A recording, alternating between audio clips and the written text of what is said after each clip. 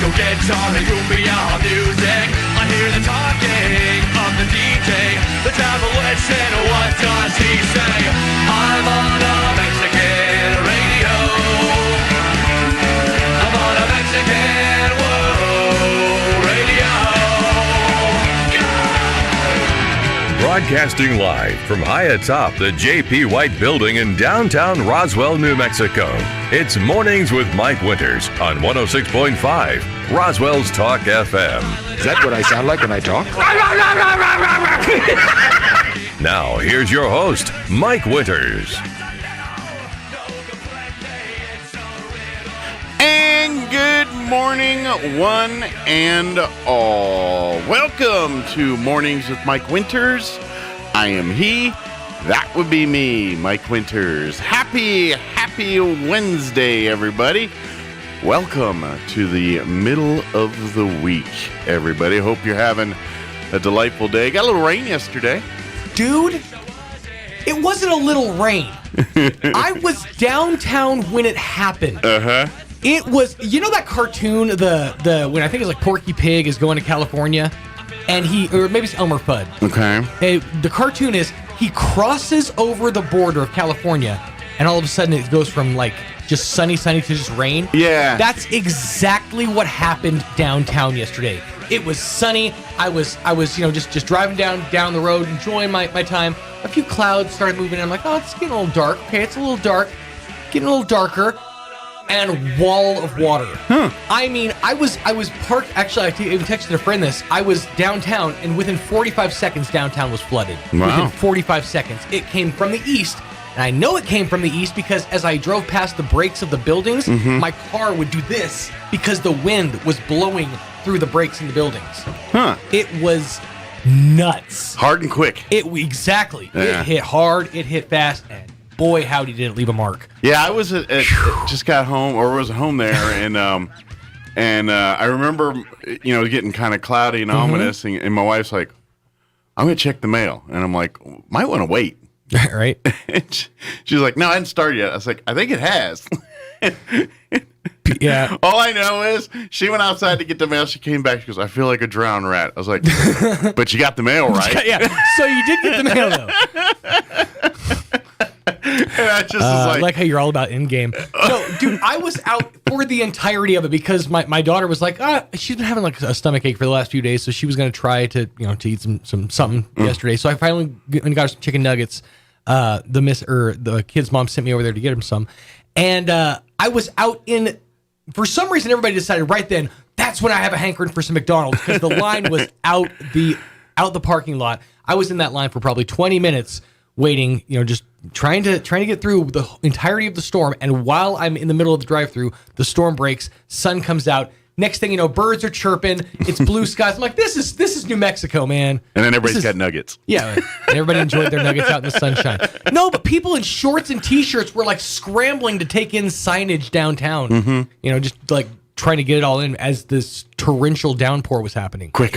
Insane. Yeah. Well, we do have like a 40% chance of some more of that today, this afternoon, but we'll get you up to date on all of that here in just a little bit. Let me give you the rundown real quick, what we got going on here today.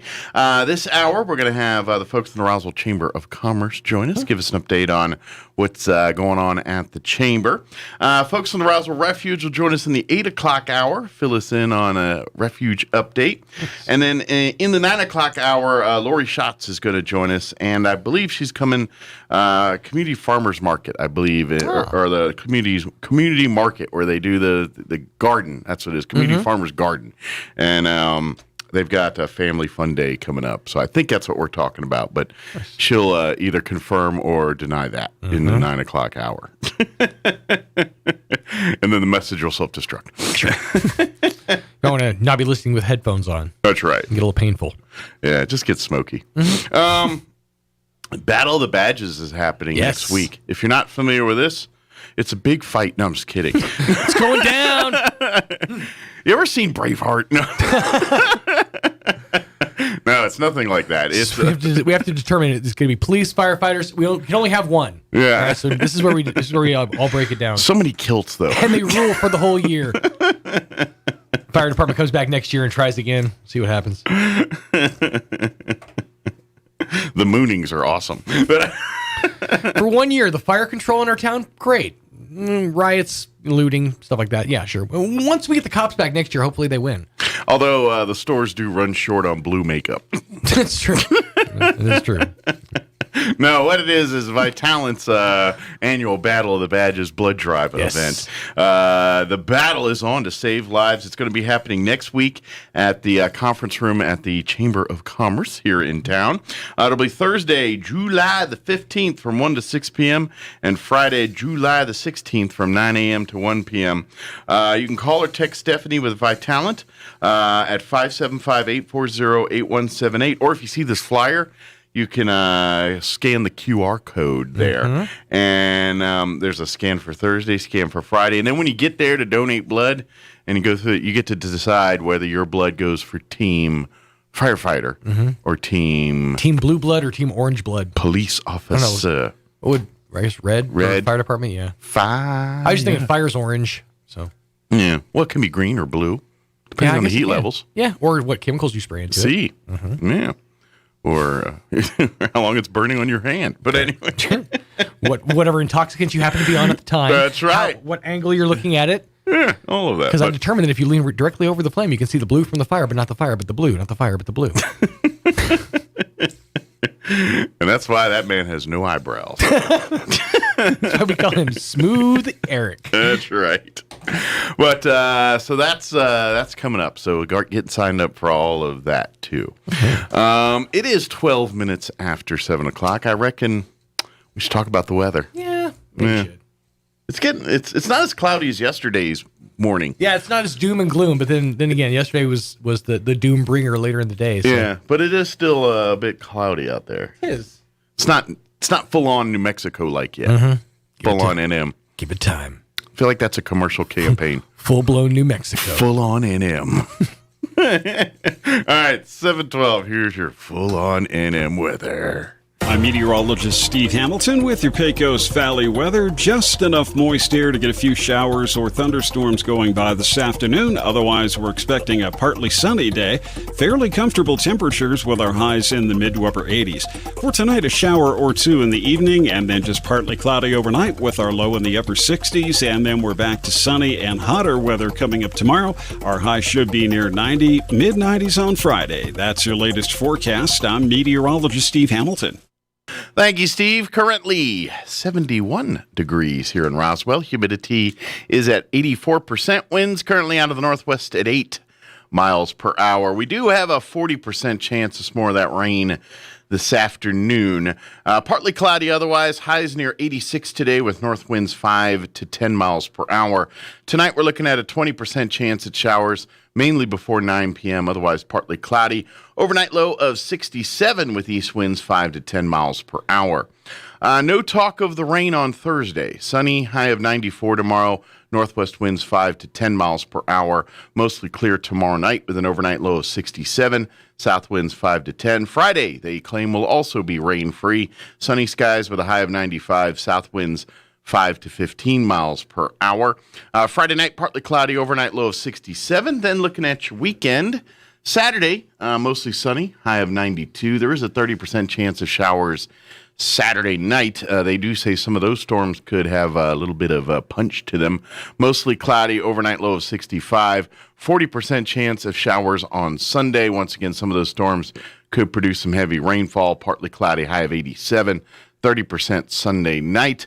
Mostly cloudy, overnight low of 67, and a 20% chance next week on Monday when you head back to work. Mostly sunny, high of 89 otherwise there. All right, it is closing in on 7:15. Let's take a quick 3-minute and 45-second commercial break. That's just how it turned out. I didn't pick it. So we're going to take a break, and then Andrew Moore with the Roswell Chamber will join us on the other side. Don't go away.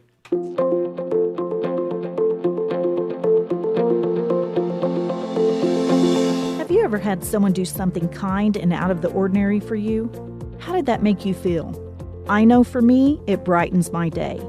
Hi, this is Pastor Troy and Julie Smotherman for The Joy of Marriage. Galatians 6:9 says, "Let us not get tired of doing what's right, for after a while we will reap a harvest of blessing if we don't get discouraged and give up. I've learned when you don't know what to do, just do the next right thing. Keep sowing good things into your spouse and your family. Be patient. God promises He will give you a harvest. It will make a difference. A successful farmer just keeps on working and expects to have a great harvest. I know when my husband brings me flowers, it blesses me. So do something unexpected for your spouse. It will pay off. If you have any questions or would like further information about the Joy of Marriage Ministry, please go to jomconference.com.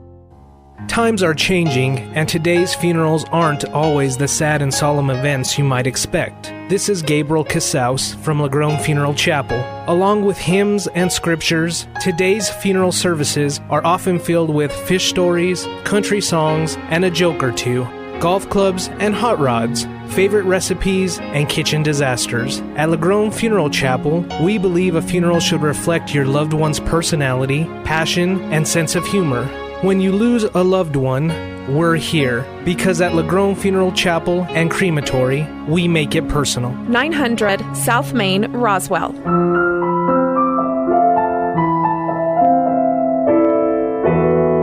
Time to get back to the game. City of Champions Inc. and Seek First Sports present the first 5-on-5 flag football tournament of the year.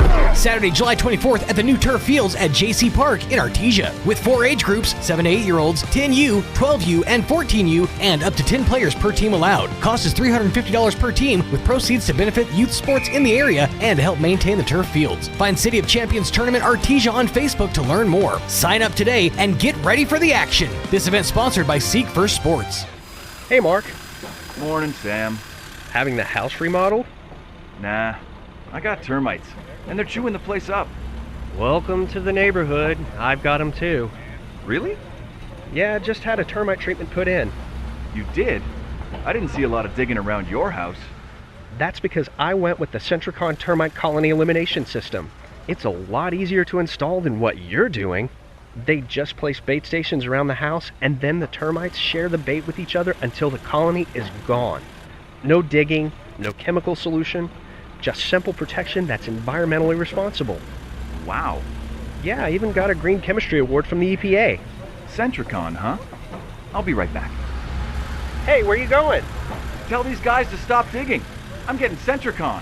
Call Bob Reed Pest Control today in Roswell, 623-5344, or anywhere in southeast New Mexico at 877-623-5344. Monday edition of the Clay Travis and Buck Sexton Show. It may be a holiday for a lot of people, but we'll be in live July 5th, breaking down the big July 4th weekend. Did it feel normal? Did you burn your mask and have a good hot dog? I hope so. Plus, did the Democrats realize that they need to back away from some of the craziest left-wing policies they've been talking about in recent weeks? We'll talk about their strategy and more coming up on the Clay Travis and Buck Sexton Show. Travis and Sexton are on Roswell's Talk FM weekdays at 10. Here's a Mornings with Mike Winters fun fact.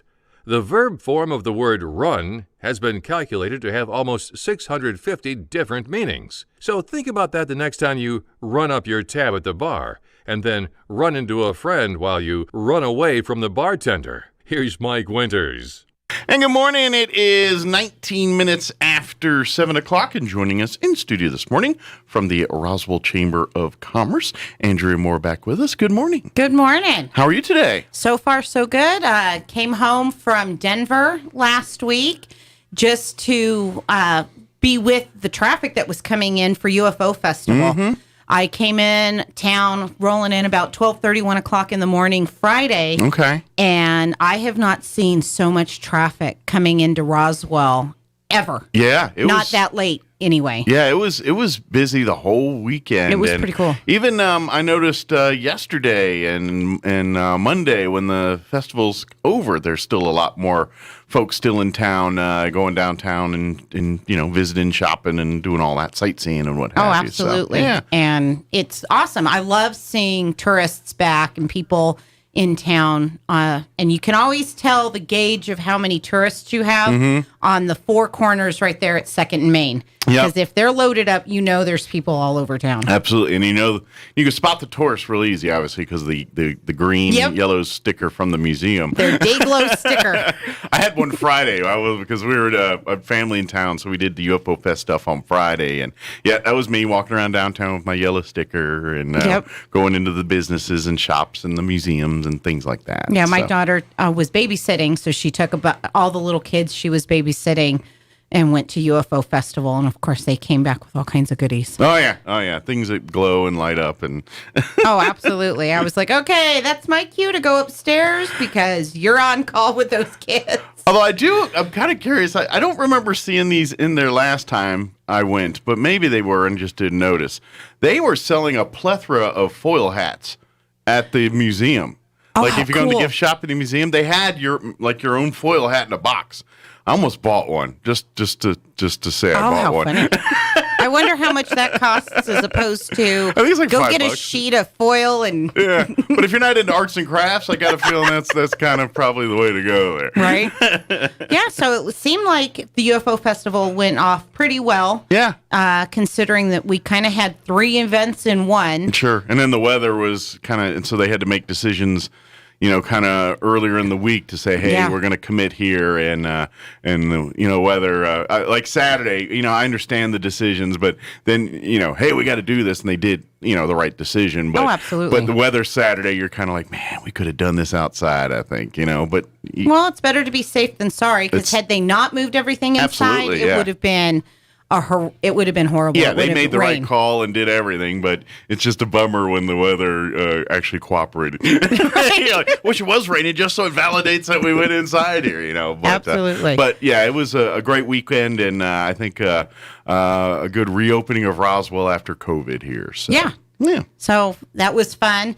And then, of course, now that I'm back here in the office after taking my kid to STEM camp, we've got Blair's Trading Post on Saturday at 10 a.m. It is their 50th anniversary of being open. So we've got a grand reopening and ribbon cutting type deal going on over there. Okay, they're in the Monterey Shopping Plaza on 2nd there, right? I believe so. That's the... I think so. That's unless they've moved to a new location. And I know that Liz and Kyle are listening this morning, so if I make any mistakes, you'll see my phone flash. Well, I used to, the radio station that I worked at many, many moons ago, and then I worked, and then, of course, I lived down there for like 10 on the south end for 10 years. So, yeah, they're by Salmon's and all that little shopping center. So be looking for that on our Facebook page and everything. Today, we'll make sure to get everything up there. And then we are starting our sheriff's luncheon again now that we're open. So starting next Thursday at noon, we'll about 11:30 you can start kind of checking in, 11:45 checking in. The sheriff will come in and talk for lunch. Okay. And of course that is hosted by McDonald's. So come on in for some awesome McDonald's lunch. Nice. Very good. And then we have business after hours that same day at Clarion Inn. Okay. So the summer of business after hours, we have just about every Thursday booked. That's good. So we are excited. Excellent. So yeah, these, if you've never been to a business after hours, because we haven't really had a bunch in a while because of COVID here, but we're back before COVID at BC before COVID. They had the business after hours where a chamber member would kind of host a meet and greet event. They get the chamber business gets to spotlight their business, showcase their business a little bit, while folks come and mingle, interact, network, socialize, chit chat. They usually do have some door prizes and some light foods and things. Sometimes heavy foods, depending on the business and the venue. But generally, it's just a social mingle, after work mingle, get together, and a chance to network. You bring a business card and $1 if you want to get in on the drawing. And at the end of the evening, they'll pull a business card out and they win the money and all the business cards. And it's just a really great chance to network, to learn about some of our businesses. Obviously, the host business gets a chance to spotlight. A lot of times, businesses are either new or celebrating an anniversary, or maybe they anytime they have a big change, maybe an addition or a second location. Correct. A lot of times they use these as one of those milestones in their business to spotlight that. Oh, absolutely. And of course, coming out of COVID is, there's not a better excuse to have a party. Yeah, exactly. And spotlight. So the Clarion Inn, and of course, business after hours starts at 5:30. We are done by 7, unless for some reason it's just, gangbusters. Hey, and we'll people still want to mingle and hang out. Absolutely. But all the prizes and stuff will be given away by 7 o'clock at the latest. So if you're on a time schedule, because obviously that's right after work, it's in between dinner. Got to get home for Dancing with the Stars or America's Got Talent or whatever. Exactly. So we get all that. We have all the business after hours taken care of. But 5:30 to 7, that's Clarion next Thursday. Of course, next Thursday is also the Sheriff's Luncheon.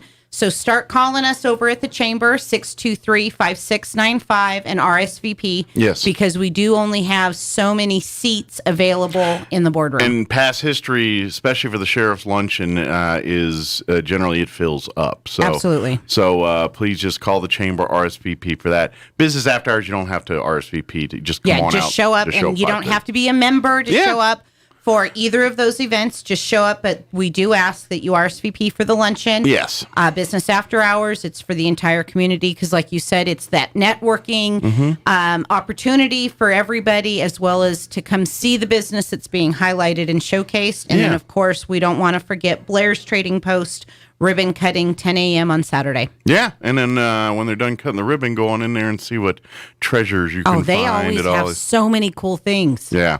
Think of, they're like a fancier version of American Pickers, if that makes sense to you. Yes, that's a great analogy. Yeah, and what I mean, the fancy version, you don't have to go through dusty barns and stuff to find things. They've kind of done that part already for you. You just got the different the shops and setups there that you can go and find their various treasures and things like that. Absolutely. So, and I want to say welcome to Kyle Whitefoot. He is our new addition over at the Chamber.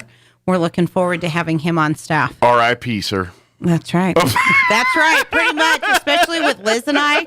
In fact, yesterday afternoon, I wish I had a hat. I'd just be like... I looked him square in the eyes yesterday, and I was like, so you are coming back tomorrow. We haven't scared you off yet. And he goes, no. He goes, I'm not easily scared. And I was like, yes. Great. Okay. We'll see you tomorrow. Absolutely. Because I have to always because my kids are like, I don't think we're coming home. And I'm like, okay, if I've scared my own children, let's just make sure. My day is done.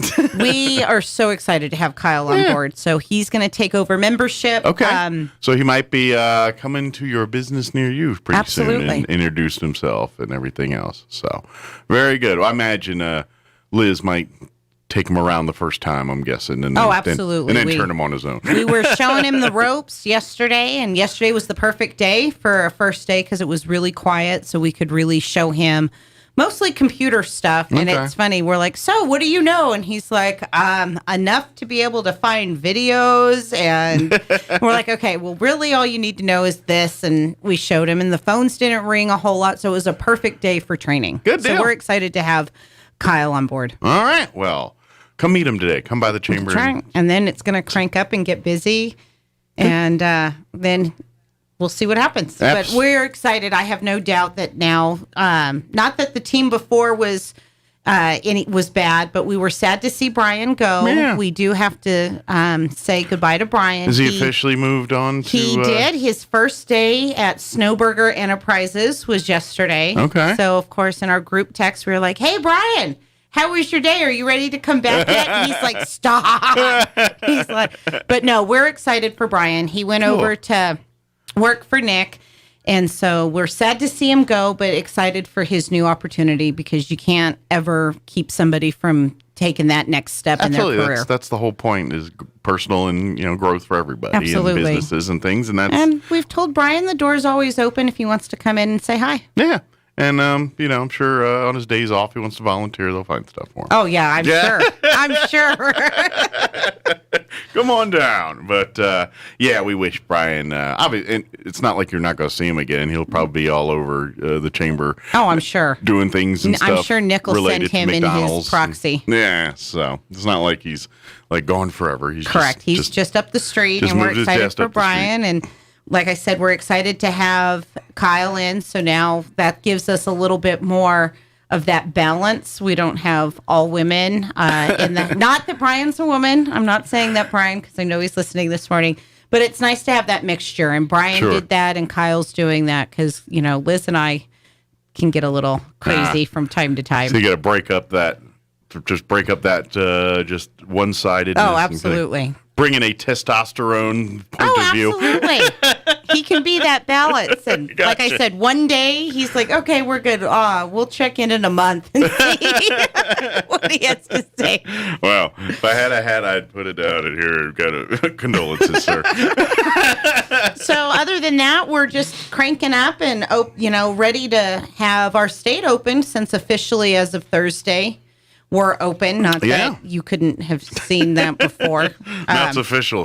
Yeah, it's official. So we're just looking forward to all the new events and new things that we can do now that we are officially open and we don't have to hide under, the cover of darkness and move cars around like it was, back in April, May, June, July of last year, that we can do a lot of things. So we're looking forward to booking the calendar.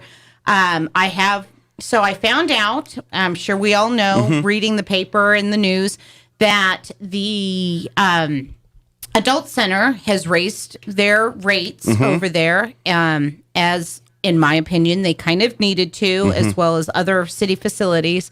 But I did notice that some of those organizations were moving. So we have offered and extended our boardroom if it fits, because I understand that it's not big for everyone. For some things, but it might not be big enough for others. Correct. So we have extended the invitation that if anybody wants to come and look at our boardroom and see if it fits their needs, we are more than happy to rent it out at a reasonable price. And we, of course, we've got some set rates, but if it's an organization that is, kind of limited on funds, we are more than happy to work with you on that. Yeah. I just know from Leadership Roswell, you can comfortably do a meeting of about 30 in there. Well, and I think with our new tables and chairs, we can actually fit a few more. A few more in there. Good deal. Because if I can remember, capacity is technically, I think, right around 45 people. Okay, very good. I just know I've seen about 30 in there, and it worked.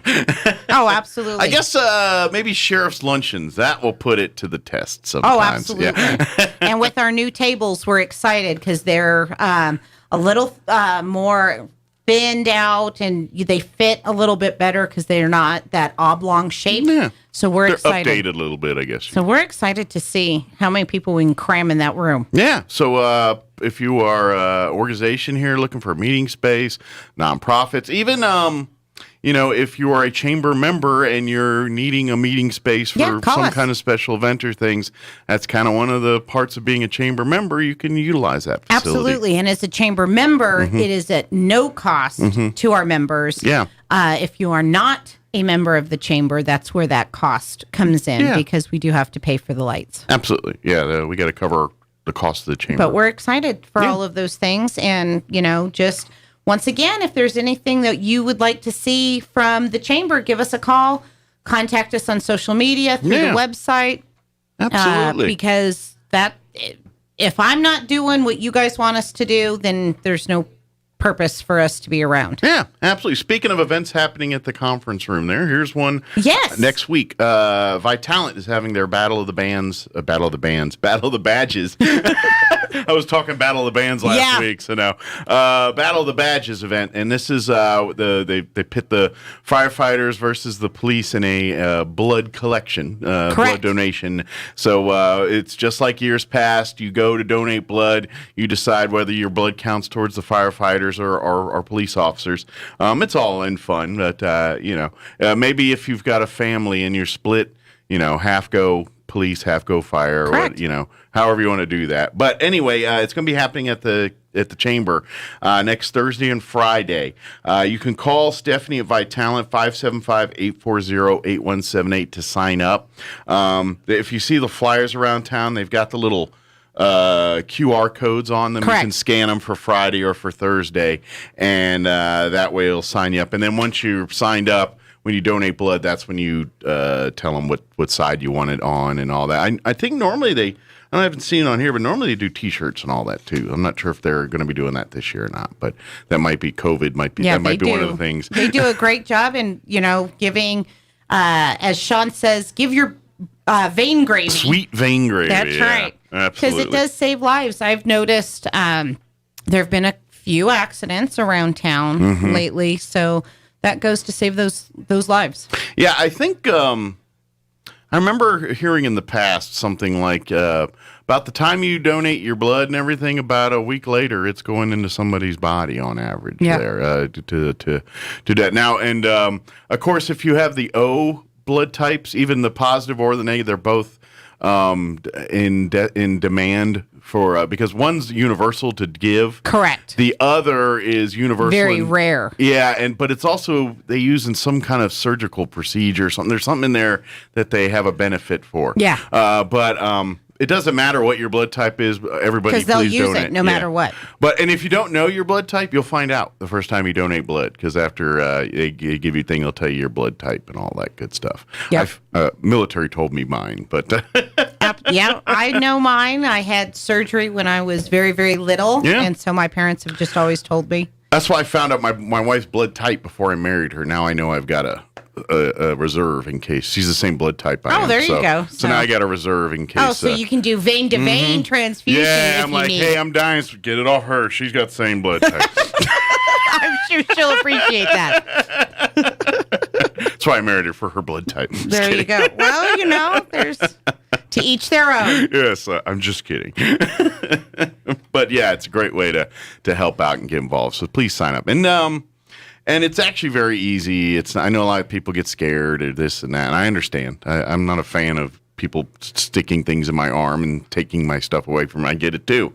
You're like, yeah, that's not exactly, but it's really not quite that bad. It's not. It really isn't that big a deal, and it's to be honest. And you get a cookie after. Yeah, you get cookies and juice. things, and really, it's the easiest thing that you can do that has the biggest benefit to somebody else. Absolutely. I mean, you're literally just laying there for about 20 minutes while they take a pint of blood out of you. That could save someone's life. Yeah. That single act of you sitting there and then eating a couple cookies and some tea afterwards, that simple little act is the difference between someone having a family member join them for dinner that next night and sometimes not. So please it consider will save a life. You just don't always know whose life you're saving. Yeah. And yeah, absolutely. And I think they do some of that too. Like if you go to donate blood, like when you adopt a child or whatever, they say you adopted so and so. I think they do it, not telling you like you just put your blood in old Bob Johnson over here. What they do is they say, hey, we use your blood on this date. Your blood was used to save a life on this date, kind of thing. And I think that once you become a regular donor, I think they'll tell you over the lifetime you've saved X amount of lives as well. And how cool is that to know that you've been a part of that? Absolutely. It's kind of those days you're feeling blue. It's like, well, look, how many lives I've saved right here. It's a pretty good thing. But please, if you are needing the chamber for anything as a business, as a nonprofit, the chamber is there is to connect and to make those things happen. So if you're not a chamber member, I'm sure our newest member will be visiting you soon and want to talk to you about Kyle, Liz, myself, all three of us can help you become a member. Yeah. Because there are some great benefits. And there's various levels of membership. Absolutely. So if you're a small business, and you're like, I mean, and then there's corporate, to bigger, and obviously the larger or the higher the level you enter, the more perks and things you get. But and the perks and the benefits that we offer. At whatever level you sign up, if you see something that you're like, you know what, I don't know that I'm really going to use that particular benefit, sit down and let us know, and we'll work it so that way you can we'll give you the benefits kind of that are a going la to carte it. Absolutely. A little bit, yeah. Because we're learning that not everybody, surprise, not every business is the same and has the same needs. Sure, absolutely. So please, let's talk about that. Even I even like using the chamber as that conduit for, like, say, chamber members, and I know businesses. They pick their passion projects and things that they want to help. The business is now off the ground and they want to give back to their organizations and things like that. If you're wanting to do that kind of stuff, I love to use that chamber as that conduit to say, all right, if you're a business wanting to support a nonprofit or a nonprofit, I love to use that chamber as that conduit. Say, let's make that happen and let's help the nonprofit, but at the same time help that business that wants to support that. Absolutely. And we can definitely use that chamber. Folks can use the chamber as that conduit to help. And, we're constantly evolving. So, and reinventing ourselves, because the Chamber of Commerce, the way it was, for our grandparents and our parents, is completely different than what the vision of a chamber is today. Sure. And that's not just us here in Roswell. That's talking to many of my friends and family who are part of chambers around the nation and around the state, that it is constantly evolving and trying to figure out how do we best serve not only our members but our community, because at the end of the day we are a community organization. Absolutely. And I think all businesses really benefit from being a chamber member, but I would even make an argument that if you're like a mom and pop small business, the chamber can be more beneficial to you than you realize. And absolutely. What I mean by that is, larger companies and things, they may have a budget for marketing. They have but you know what I mean? They've got departmentalized things going on there. Mom and pop, it's maybe you and your family, maybe it's just you, maybe just you. Yeah, and so you're the marketer, you're the stock person, you're everything with that business, and sometimes that's impossible to do, and that's where the chamber can help you with some of that. Your chamber membership, when it comes to, in terms of promotions and things like that, you can get so much bang for your buck there. But even if you're like, look, I'm in the business because I love my widget, but let's face it, I'm kind of learning on a fly how to be the business side of things. There's connections through that, opportunities through various classes, seminars. Now that we're out of COVID, we can start bringing some of those back to the world again, too. And we can put people together. Like you said, if you are in fact, we just got a call yesterday. A gentleman wants to open a new business here in Roswell. And so he contacted the Chamber of Commerce because he goes, I don't know even where to start. So we asked him a little bit, of those clarifying questions. What kind of business are you going to be opening? Because it does kind of depend on where we send you, depending, on what you're doing. Now, some of the stuff is, you're going to have to go to City Hall and go get your business license. Sure. That's universal for everybody. But, depending on what niche you're in, maybe we can put you together. If you're in the healthcare industry, we've got contacts there, and we'll say, okay, here are the 3-5 people that we recommend that you talk to, and they'll help you really figure out where the best location is and what you need to do. If you're a retail business, same thing. We go through our members, and of course we do members first, that we recommend that, hey, we need you to go talk to these people. They'll help you set up your retail business. Here are the places that we know give seminars. And as we are collecting that information in the chamber, we're also thinking about those things. What are things that are not being taught in town that people are looking for? And so we're willing to help with anything. Let us know. Some of the things I've heard from businesses around town is we need people to teach potential employees resume writing, how to fill out an application, something as simple as filling out an application, how to interview. And it's, to me, a lot of this stuff is a no-brainer, but I have to remember not everybody knows the same things that I know. Absolutely. So some people need to be taught. I've learned that with my children, especially my daughter, who is now almost 16 years old, wants a job. And so she's like, hey, I need a job. What do I do? Well, to me, I'm like, go fill out an application, and she's like, what? And I was like, okay, that's right. You've never done this before. It's all foreign to her. Yeah. This is what you need to do. Make sure you have your Social Security number memorized or your card with you. things like that. Know who your emergency contacts are going to be, because those are things that to me I already have memorized. 101, just yeah, exactly. 40 years of life, I have all that stuff memorized. And my daughter at 16 is like, what's an emergency contact? Okay, the guy you want to have called when you cut off your left arm. Right now, it's me. I'm your emergency contact. Exactly. But yeah. And so, how to dress for an interview, how to dress for work. And once again, what is what attire is work appropriate, like here at the radio station, is a different level than, say, selling cars or going and working at the hospital. You're lucky I got pants on today. No, absolutely. Nobody sees you. Yeah. So it's that kind of stuff that, how do you be appropriate for these different things? Yeah, absolutely. Because people, they're not being taught in school anymore. And I think that's where I learned.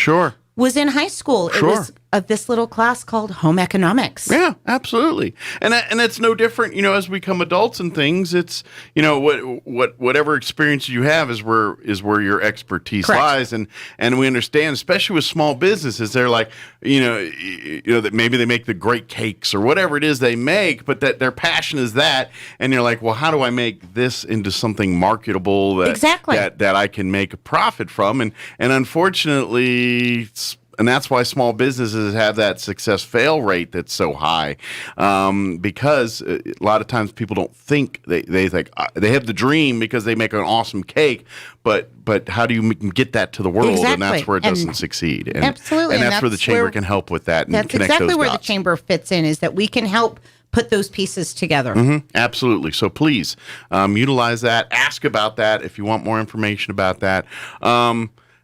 That's where the chamber makes those connections. So please, if you need, of course, magazine, things like that, if you want opportunities there, please let us know. Second issue of the magazine has been sent to the printers. Okay. So it should be coming out here pretty quickly. Okay. And hitting doors. So we start learning about some of our amazing folks of Roswell in this next issue here. So. And I have to give a shout out to Brian that the last few days before he sent it off to the printers, he worked some long hours to put it all together. Good. And lots of proofreading. And Liz and I were kind of chuckling because he was like, okay, read this.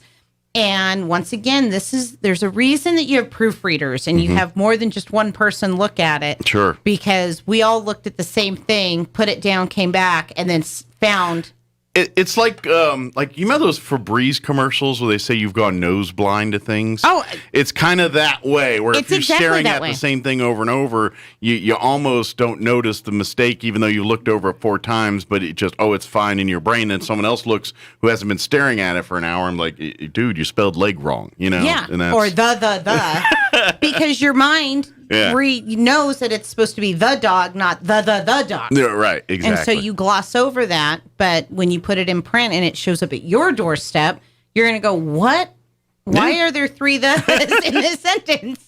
I don't know. Maybe you should leave one of those in, just like a Where's Waldo or that's interesting. Why do you put it there? Well, why wouldn't we put it there? Yeah. Maybe it was on purpose. Maybe, we're Roswell. We're good. We're all based on things hidden in things. So let's do this. There you go. Yeah. So the new issue will be out shortly. Cool. I don't have an exact date because the printer, obviously, it's at the printers, so it's all based off of printer probably next few and weeks mail. here, we should start seeing them in the mailbox. Within a week or so, I would say. And like the first issue, if you have an address in Chavez County, one of these magazines will be going. Correct. And if you want to be added, right now, I would say within the next day or 2, give us a call. Okay. And we'll make sure that new address gets added. Because I know some people were like, I got it at one address, but I'd like it to be at both of these addresses. Call me. Let us know, because right now is the perfect time to get those additional addresses sent in, because it has not been mailed yet. It's actually in printing process. So, now, does it get sent directly from there, or does it come here first? No, it goes directly from the printer into the mail. To the mail. Sweet. Very good. So call the chamber today. What's the phone number they can call? 575-623-5695. Very good. And, of course, you can always follow the chamber on Facebook and Instagram. Correct. Those are the two social medias that are pretty active there to stay up to date on events like Business After Hours and these different events like that, Sheriff's Luncheon, things like that. And, of course, call today.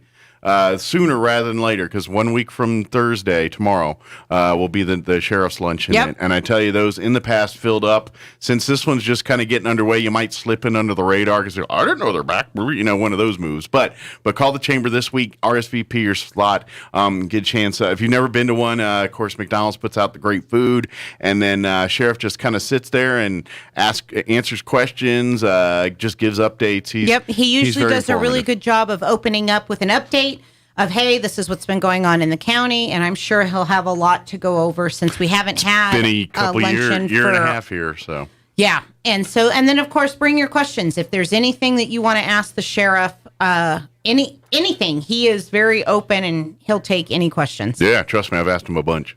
Oh, yeah. I ask him constantly, both privately and publicly. I'm like, hey. And he, sometimes I think he knows I try to rattle him sometimes because he'll just look at me and be like, really? That's the question you asked? Inquiring minds want to know. But he's not easily rattled, hence why he's the sheriff. Right. He's pretty much any ridiculousness we come up with, he's probably seen or done. He chuckles a lot because I'm like, hey, so I watched on a TV show once when I was 5, and he's like, really? Like, that's what you're going to talk about? In 1978, I saw this. Is that really how it works? And he's like, really? It's TV, sweetie. Yeah. Well, that's what I used when I first, it was right around when Live PD was like a big deal. And like everybody was watching that, or at least I was. And so I get in, and I'm like, all right, I watched Live PD. I saw the cop do this, this, and this. Why did he do that? And so I was breaking him down for notes and everything. But he's a good dude. Go out to the Sheriff's Luncheon next week. Did we get it all? I think so. Stuff? Yeah. Awesome. My phone's not going off, so I think I hit everything correctly. Mission accomplished. Woohoo! Very good. Well, thank you, Andrew. As always, appreciate the visit. And folks, come on by the chamber. What's the give the hours out for the office hours? We are open 10 to 4 to the public, but somebody is in the office from 9 to 5. If you see one of our cars out in the parking lot and the door's locked, just knock on it, because sometimes if we're in there by ourselves, we'll lock the door. Or sometimes we do forget to unlock the door at times. So knock. But basically from 10 to 4, there's somebody there. Doors are open. And, of course, 623-5695. Give us a call. We'll, if we don't answer right away, we'll call you right back. Absolutely. So come see us. Come connect. That's right. Awesome. Well, thank you, Andrew. Absolutely. Stay dry. Hopefully this rain will So far, it looks nice today. Yeah, so far, so good. It is 7:52. Let's get you up to date with news. And we got also sports updates, all that coming up. Don't go away. Now for a Pecos Valley news update. I'm Jared Cirillo. The annual Battle of the Badges blood drive will be taking place in communities throughout New Mexico this summer, and it will be coming to Roswell this month. Vitalant, a national nonprofit community blood service provider, is putting on this event Thursday and Friday, July 15th and 16th, at the Roswell Chamber of Commerce. The blood drive will be open July 15th from 1 to 6 and the 16th from 9 a.m. to 1 p.m. If you do donate blood, you're asked to show your support for local law enforcement and fire agencies. Everyone giving blood that day can designate which agency they would like to get credit for their donation in this friendly and worthwhile competition. A man has been found dead at White Sands National Park, authorities said. New Mexico State Police have identified the man as 63-year-old Jeffrey Minshew of Moriarty. The National Park Service is coordinating with state police to investigate the death. You're up to date. I'm Jared Cirillo. Let's put the July 4th weekend global ransomware attack into perspective. I'm Kim Commando, brought to you by ExpressVPN. Using the internet is like taking a call over a speaker. Protect your privacy and get 3 months free at expressvpn.com/Kim. This latest ransomware attack is the single biggest in history. Behind the attack is the same Russia-linked gang that hit JBS Meat Processing. This time, the gang infected thousands of companies in at least 17 countries who remotely manage IT infrastructure for customers.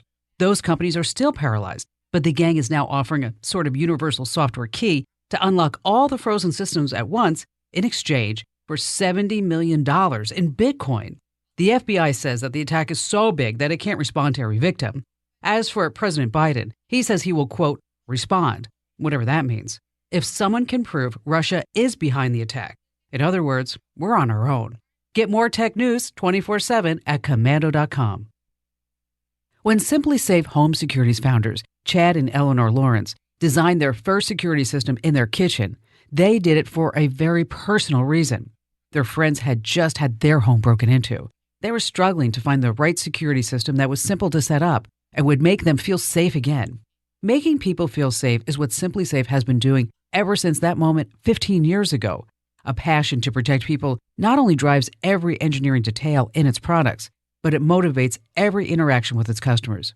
Whether that's during a fire, a burglary, a medical emergency, or even just when you're setting up the system, there's always someone there who has your back to keep you safe and to make sure that you feel safe. To learn more about how Simply Safe can help protect you and your home, visit simplysafekim.com, where you can customize your system, and while you're there, get a free HD security camera. Plus, you also get a 60-day risk-free trial, so there's nothing to lose. That's simplysafekim.com. I'm meteorologist Steve Hamilton with your Pecos Valley weather. Just enough moist air to get a few showers or thunderstorms going by this afternoon. Otherwise, we're expecting a partly sunny day. Fairly comfortable temperatures with our highs in the mid to upper 80s. For tonight, a shower or two in the evening and then just partly cloudy overnight with our low in the upper 60s. And then we're back to sunny and hotter weather coming up tomorrow. Our high should be near 90, mid 90s on Friday. That's your latest forecast. I'm meteorologist Steve Hamilton. Welcome to DSI, New Mexico's business technology leader. We help you digitally transform your business to do more, faster, and more secure. Selecting DSI gives you access to the world's best technologies, award-winning local technicians, and our commitment to the New Mexico communities we serve. One local source for all your technology products, services, and the personalized support you can only get from DSI. It's time for the Southeastern New Mexico Sports Report. The All-Star Baseball game for the Major Leagues coming up next Tuesday, Coors Field in Denver. Why am I telling you this? Because we've got an All-Star from these parts. That's Trevor Rogers, originally from Carlsbad. You remember Trevor? Big left-hander. He's only 23. He's going to represent the Miami Marlins at the All-Star Classic. He's 7-5 this season, but his really impressive numbers, 2.14 earned run average in his 16 starts. He also has 110 strikeouts in 92 innings. Manager Don Mattingly tried to prank him, pretending that he was being called to his office to be sent to the minors. Then Don said, hey, isn't New Mexico close to Colorado? And that's how he led on that he was being selected to the All-Star Games. Congratulations, Trevor Rogers. The Sports Report brought to you by DSI. Call DSI for all your office technology needs. I'm Eric Butler at 92.9, The Brand. With the SRN News Business Brief, I'm Bill Alexander. The owners of restaurants, amusement parks, and retail shops are desperate for workers this summer, and teenagers are coming to the rescue. As the U.S. economy gets back on track from the pandemic and customer demand intensifies, high school-age kids are filling the jobs that older workers can't or won't. They're getting $15 to $17 an hour or more, plus bonuses. The Biden administration plans to issue a new rule to protect the rights of farmers who raise cows, chickens, and hogs against the country's largest meat processors as part of a plan to encourage more competition in the agriculture sector. On Wall Street, the Dow lost 209 points to close at 34,577.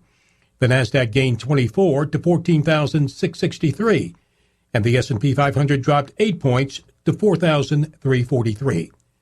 With the SRN News Business Brief, I'm Bill Alexander in Washington. Get your family together. It's all about spice. Relax and have fun in any weather. For decades, homeowners have been frustrated because their canvas patio cover would stop the summer sun but trap the air, turning their back patio into a sauna by midday. Now there's a way to block the piercing sun and vent the hot, stagnant air with a Solara adjustable patio cover from All About Spas in Roswell. A Solara adjustable patio cover is like none you've ever seen. You control the shading. You control the ventilation, all by remote control. Let the natural light in on comfortable days. Protect your patio furniture from the rainfall or damaging ultraviolet rays, all at the touch of a button. And each Solara adjustable patio cover is custom built. Stop by All About Spas and Leisure Living at 3700 North Main in Roswell, across from Discount Tire. It's all right here at All About Spas. On air and online, this is Roswell's home for talk radio, KEND Roswell. And we're closing in on 8 o'clock. Town Hall News coming up next. We'll be back on the other side of Town Hall News. Don't go away. You're listening to Mornings with Mike Winters right here on 106.5 Roswell's Talk FM. News this hour from townhall.com. I'm Rich Thomason. It's getting closer. Tropical storm Elsa nearing landfall along Florida's northern Gulf Coast.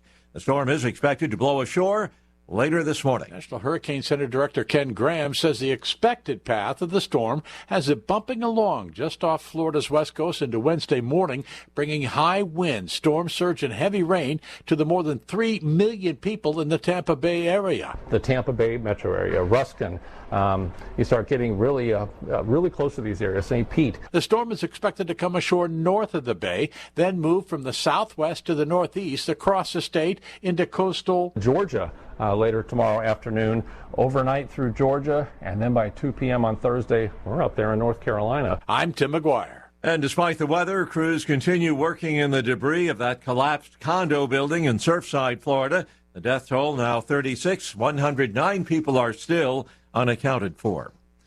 2 ATF agents and 1 police officer among the latest shooting victims in Chicago. Their wounds not life-threatening. They were shot this morning while in an unmarked vehicle on an interstate on-ramp. President Biden to visit Illinois today. He'll make a pitch for spending priorities that are not part of that huge bipartisan infrastructure agreement. The president is still on board with that $1 trillion bipartisan deal, but he's also working with Democrats in Congress to pass a broader package that covers education, child care, and climate. He'll be at a community college in Crystal Lake today for his first visit to Illinois since taking office. And that's White House correspondent Greg Clugston. On Wall Street, stocks in positive territory this hour. Right now, the Dow is up 16 points, the Nasdaq ahead 39, and the S&P trading 8 points higher. More on these stories at townhall.com. Let's be boring and do a commercial about cash-out refinances. It's Ryan, and our mortgage team will often have a listener say, I think I understand what a cash-out refinance is, but can't that be bad for you sometimes? So let's hit on that. As with anything, it's certainly not the right move for everyone. If we don't have to, we don't want to add a bunch of years onto our loan, or increase our monthly payment too much, or pay more in the long run. But because home values have skyrocketed so far up the last few years, while rates have come so far down, we've seen many scenarios where listeners today can pull out a significant chunk of money from the new value in their home, while lowering the years on the overall loan, while lowering their monthly payment, and lowering how much they ultimately pay. The key is to just look at the whole picture and be honest with yourself about your situation. If you're looking for someone to show you your options, we are United Faith Mortgage. United Faith Mortgage is a DBA of United Mortgage Corp. 25 Melville Park Road, Melville, New York. Licensed mortgage banker. For all licensing information, go to NMLSConsumerAccess.org. Corporate NMLS number 1330. Equal housing lender. Licensed in Alaska, Hawaii, Georgia, Massachusetts, North Dakota, South Dakota, or Utah. European researchers say this past June was the second hottest ever recorded worldwide, and North America endured its highest ever temperatures for the month. And it's not just the numbers themselves that are shocking the experts. What they find startling are the margins by which heat waves are now breaking records. Several cities in Canada and parts of the US recorded temperatures a full 5 degrees centigrade above previous records.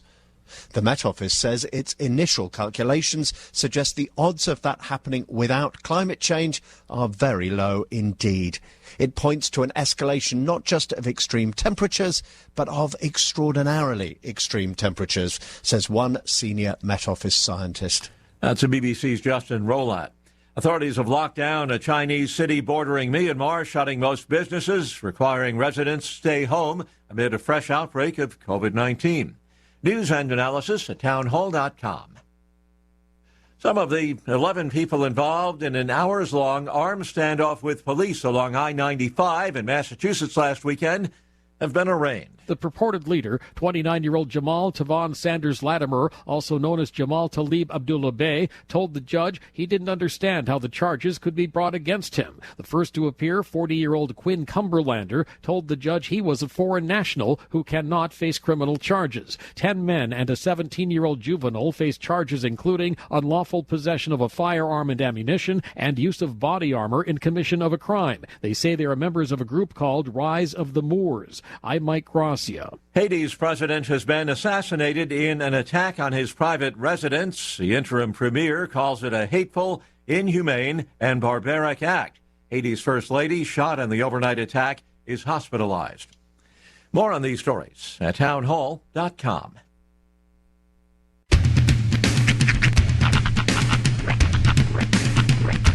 What in the wide, wide world of sports is going on here? I promise you, whatever scum did this, not one man on this force will rest for 1 minute until he's behind bars. Now let's grab a bite to eat. Yeah, come on. I feel the hot wind on my shoulder and the touch of a world that is older. I hit the switch and check the number.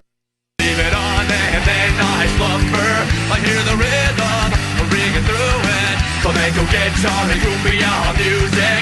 I hear the talking of the DJ. The travel listen, what does he say? I'm on a Mexican radio.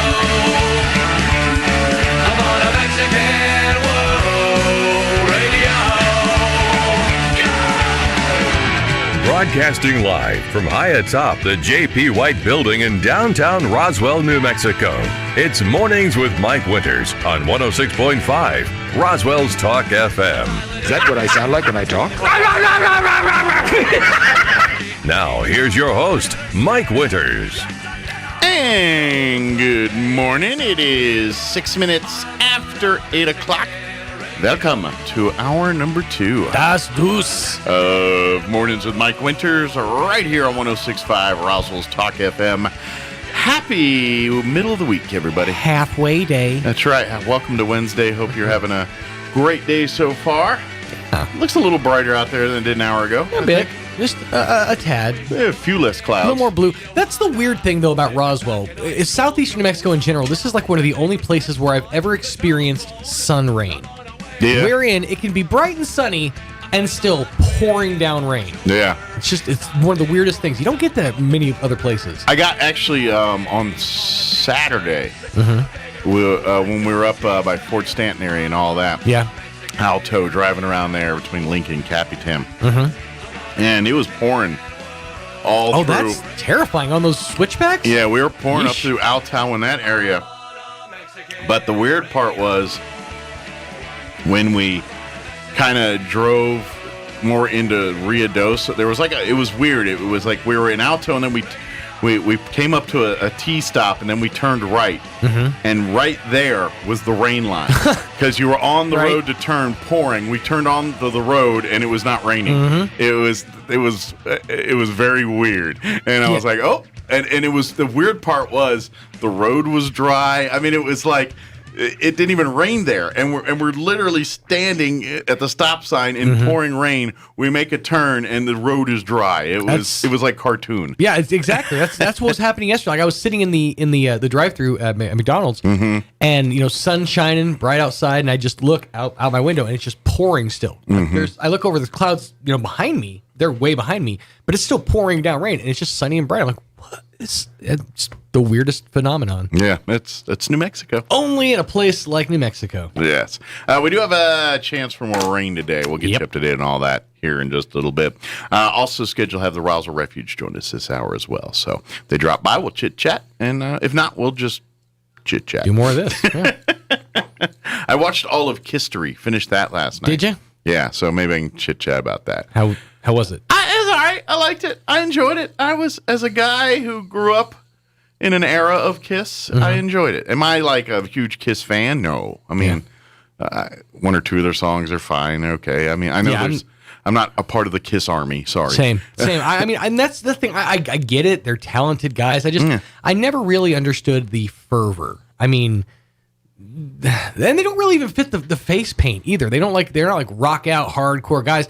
Like, well, not anymore. But back in the day, back in the 70s, day, though, you know, Gene Simmons has always sort of been like a very demure, like, you know, calm. Like, if you look at some of the interviews from the 80s, like when Ace was going off or whatever, you'd see, you know, Gene in the background, like, okay, let's calm down. Well, Ace and Peter Criss were like party rock guys, and Gene and Paul. I mean, I'm sure they did their share of partying, but yeah, they were more. This is about the band. They were too busy taking down the ladies.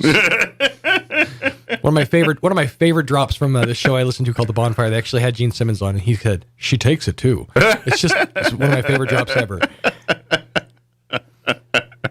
Yeah.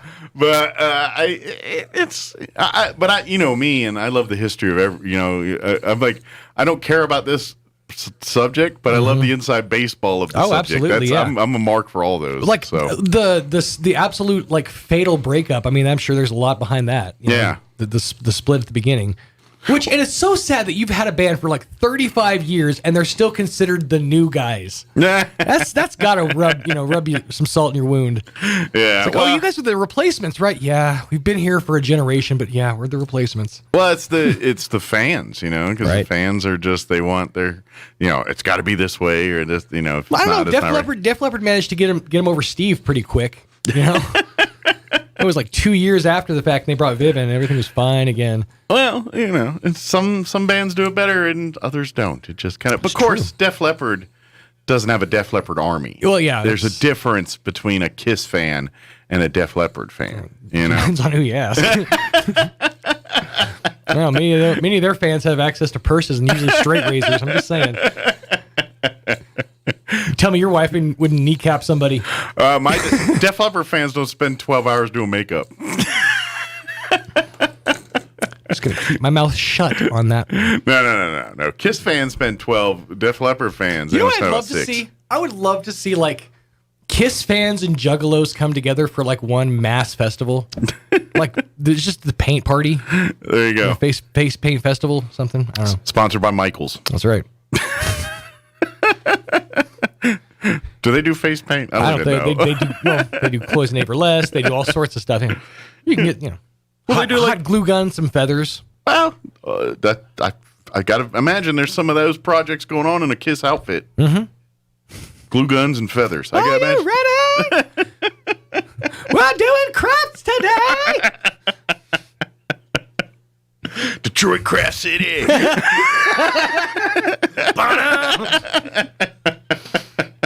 I was made for gluing it, baby. Paper mache. Beth, hand me the glue. I could get into Kiss and start doing some of this. Yeah.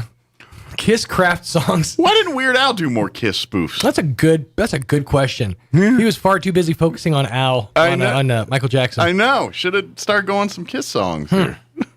Missed that opportunity. Oh, man. I don't know. I think I'd be kind of down with that. But it was pretty good. The overall, it was a 2-part documentary. It was on like last Sunday and Monday. I watched the first one last week and caught the second one this past day or two here. And it's all right. It's good. Dark Side, by the way, is on hiatus. They're going to be back, I think, the back half of the year. Okay. With the rest of the season. When does that Dark Side of the 90s start? I'm not I think sure. it's coming up pretty quick. It might even be this Thursday. I'm not sure. I knew it was in July here.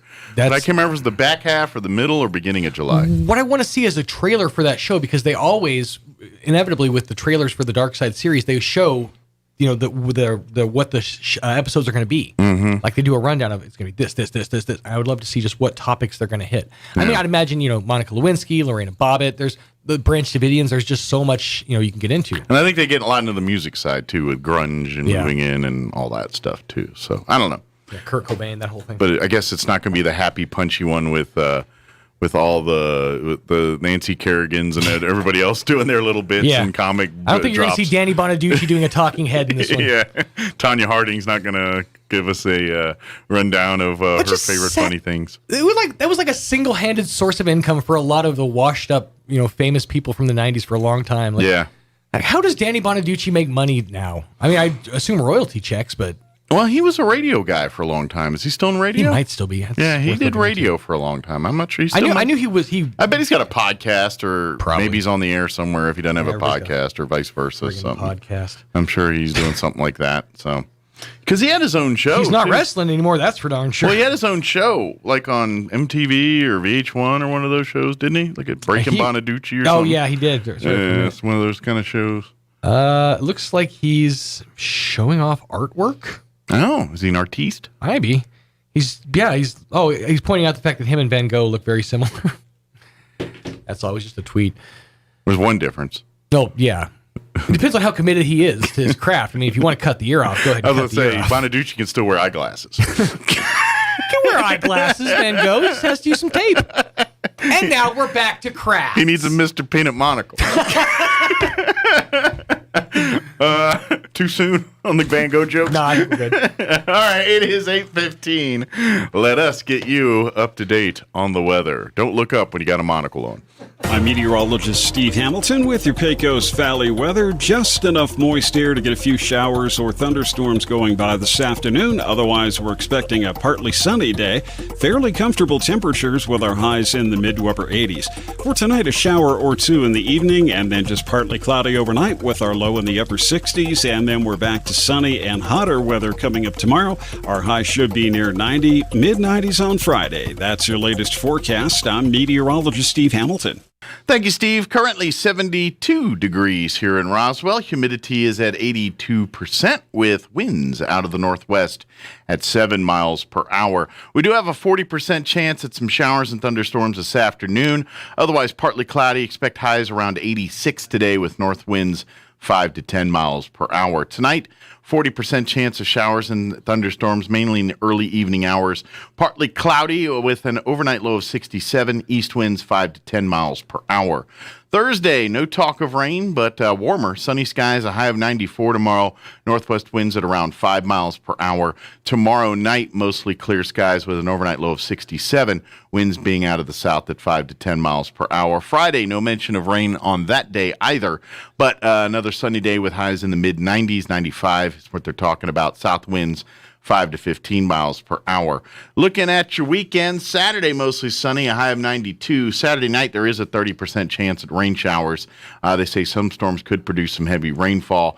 Mostly cloudy overnight low of 68. Sunday, we're looking at a 40% chance of showers. Once again, some of those storms could produce some heavy rainfall. Partly cloudy, high of 87 otherwise. 40% Sunday night as well. Mostly cloudy, overnight low 67, and a 30% chance of rain Monday when you head back to work. Mostly sunny otherwise with a high of 89. All right, it is 8:17 and Plateau.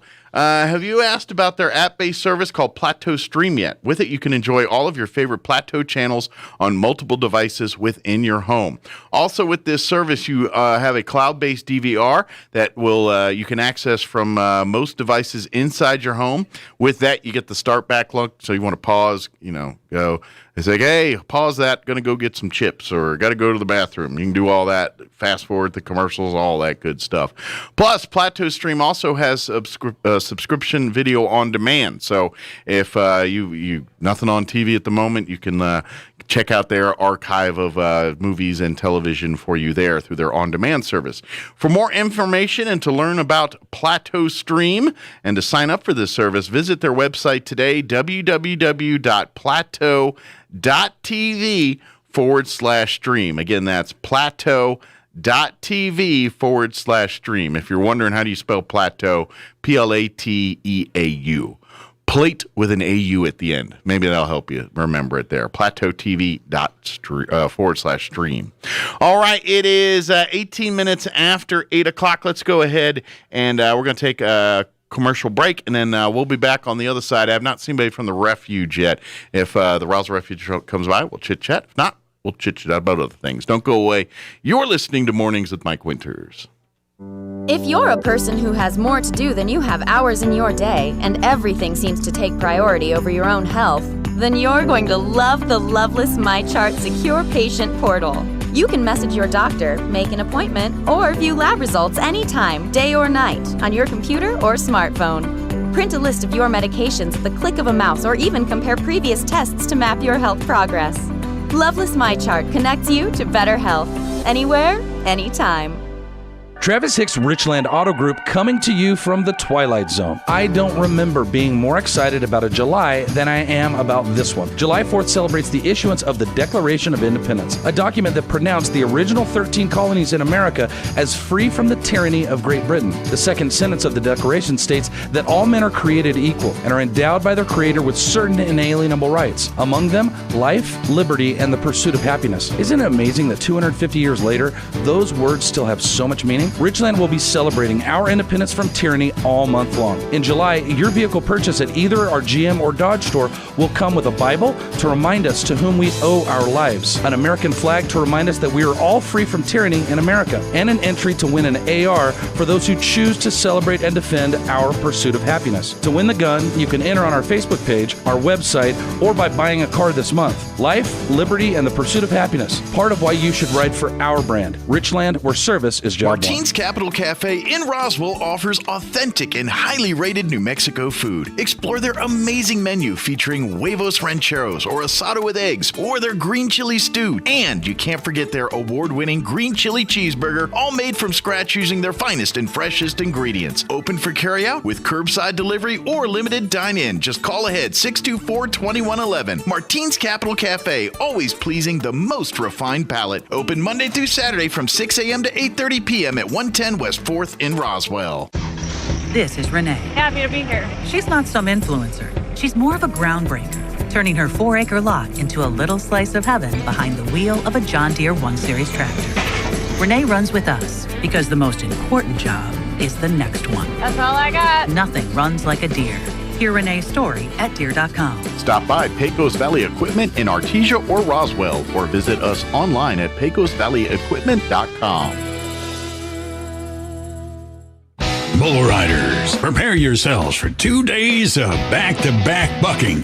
July 30th, it's the Smoking Hot Bull Riding in Artesia, New Mexico, with $5,000 added money. Followed on July 31st by the Butterfield Festival Bull Riding Championships in Monahans, Texas, with $3,000 added money. Entry fee is $100 with 100% payback. Books open July 16th through 28th. 2 fantastic nights.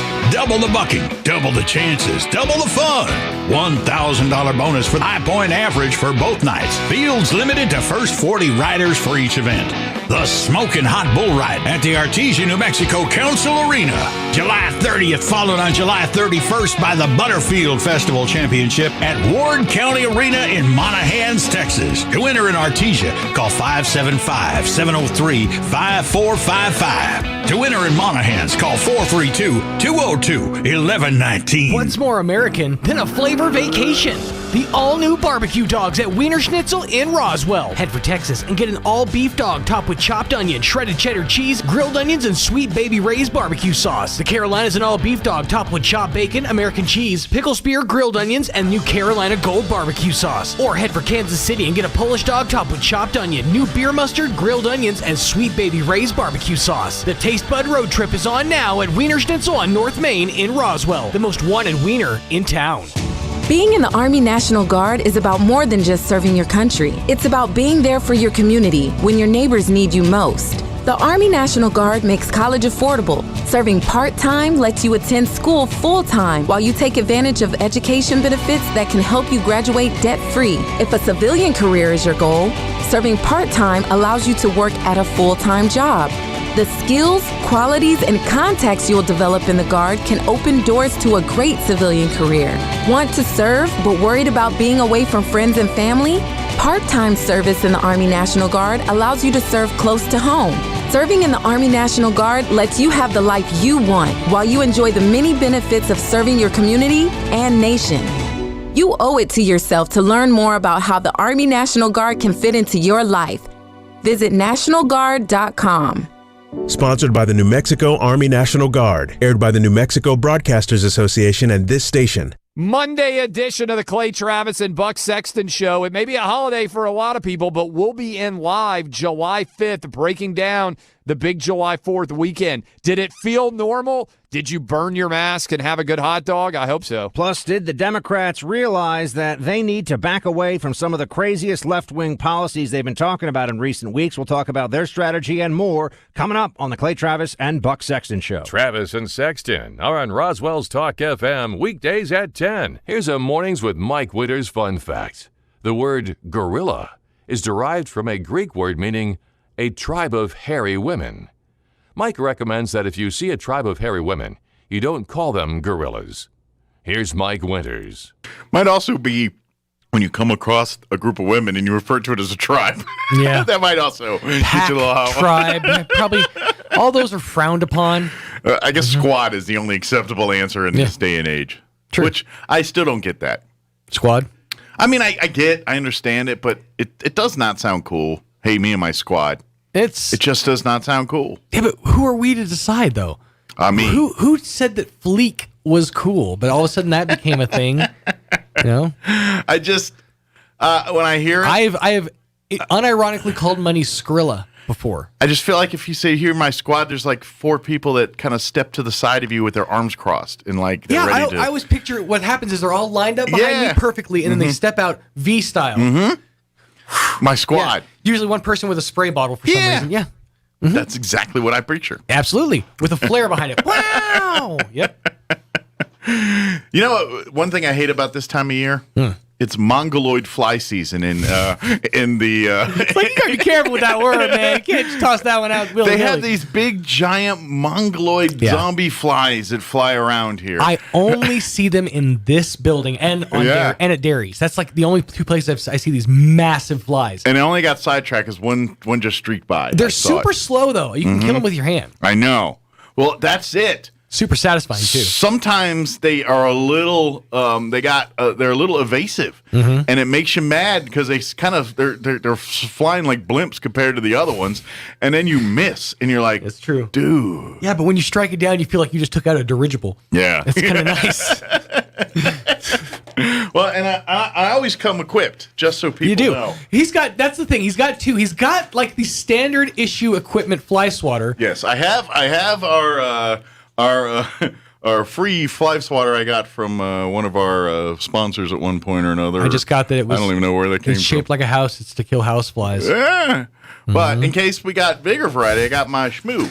Which I feel like if you're going to kill mongoloid flies, you need the tool, is equipped for the job. These are good for the biggins. Although, but there's too much flop there. Well, no, but the flop is the whip.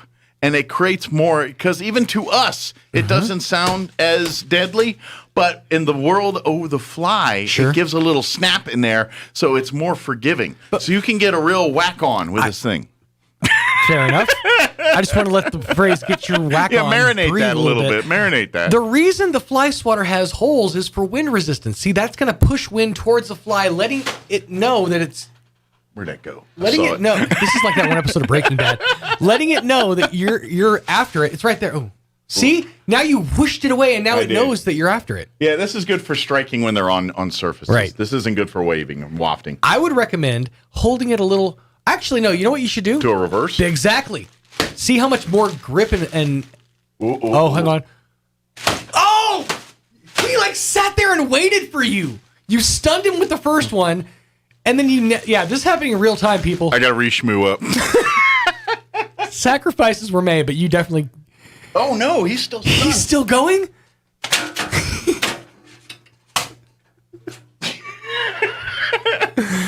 I love my job. I got him. This is the greatest I got him. I swear to God. I got him. Ladies and gentlemen, we got him. Hold on. Is that FCC? He's no longer with us. May rest in peace. Is that FCC appropriate? I mean, we did just commit a murder on the air. That thing was big enough that you should be tried. Hey, y'all didn't see nothing. You didn't hear nothing. Y'all know nothing. That's right. This is radio. Coppers come by here. You don't know nothing. All right. That That fly had an accident. I don't know anything about it. We have an in with the mayor, with the sheriff. Go ahead and try us. Teflon. He done had himself an accident. That's what happened. I don't know. He fell off a tower. I don't know. He fell off a tower. He done slipped off the bridge. It was a fly. Just lost his will. Yeah. Lost the will to fly. Happy birthday to Thomas Beard. I think he just left. But when you see him, he is our sales manager. Yep. If you see him out and about today, wish him a festive happy birthday. You can't miss him. He looks like the world's biggest 12-year-old. Hoping he's still here so he can come in and say something. No, I think he might be moving to his vehicle at this point. Probably. So, but happy birthday to Thomas Beard. Yes. May he have a wonderful day. Help him out. Give him a smile and If he calls upon your business, just say yes. Why say no when it feels so much better to say yes on a man's birthday, no less? If this was a different day and age, I'd tell people to give him an attaboy pat on the buttocks. Like the sports one. Go get him. But in this day and age, people might get all upset and offended and everything. But but don't tell him. And that's the part I would love. It's like, why do people keep smacking me on the butt all day today? And I would love that. Here's what you do. Just walk up to him wordlessly, give his hair a little tussle, and then turn and walk away. Happy birthday, bud. Little tussle. Yeah, just don't tell him. Don't tell him. I'm saying wordlessly. I'm just saying walk up to him, make eye contact, just the bail. Well, if you guys do that, no Thomas, and do those things, please don't tell him I said it. Yeah. I don't know if he's listening yet. He may be listening to our competition to try to get ads. But anyway, but I'm just saying, give him a little, and don't tell him I said it, and because I would love to hear all day he comes. People get messed up my hair all day, and I don't know why. I wish I'd have known earlier. That's the thing is I don't get my Facebook updates till 9, and who remembers birthdays anymore? Yeah, I don't. So I was going to know at 9 o'clock. That's what I know. To be honest, I pulled my birthday from Facebook and all that. Yeah, yeah. It's. I'm not a birthday guy per se. I don't like celebrating my birthday. I'm just I don't care. I don't want that attention. I am right there with you. I'm definitely not a birthday guy, especially over the last year. My birthday has taken on a whole new insignificance that I just want to kind of move on. Gotcha. Okay. Yep. So I feel you on that one. But it's not that you wish me happy birthday. I'm not like I'm just hey, thanks, man, appreciate it. But I don't know. I also feel there's a whole you have to feel obligated to wish people happy birthday on Facebook and then being me, and I know you have the exact same thought here. We're the people that always you got to say something witty, funny, and so every time I'm like I got to come up with some kind of soliloquy for him, and I'm like I don't want to. I don't want. I got things to do today. I don't have time to come and think of some great thing to say. And when you set a bar early on in life with a person that you're going to be spending some time with, that's a bad precedent. Yeah, and then you got the other side. It's like okay.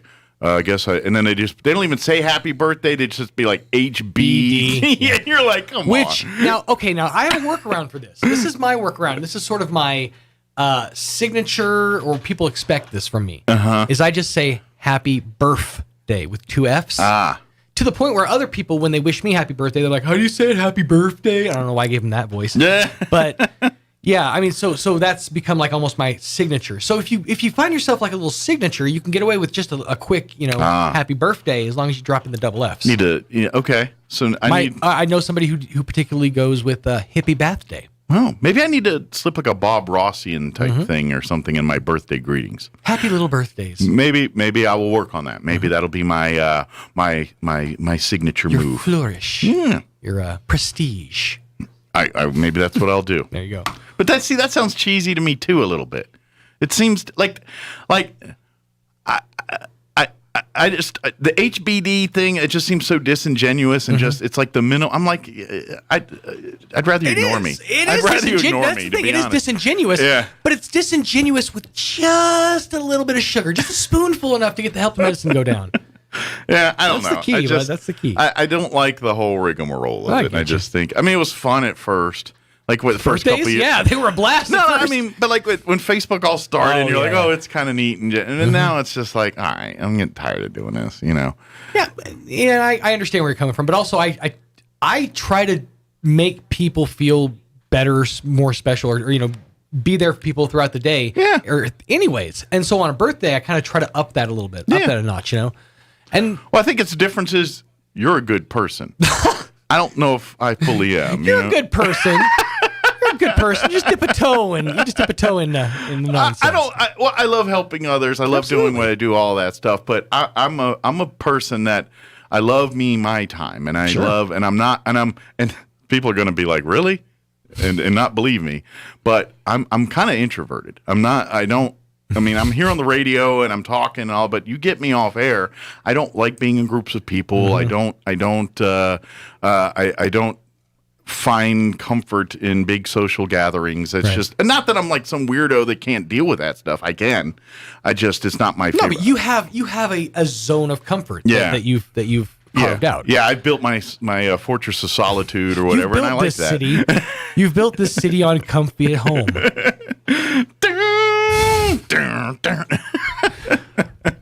So there's a little bit.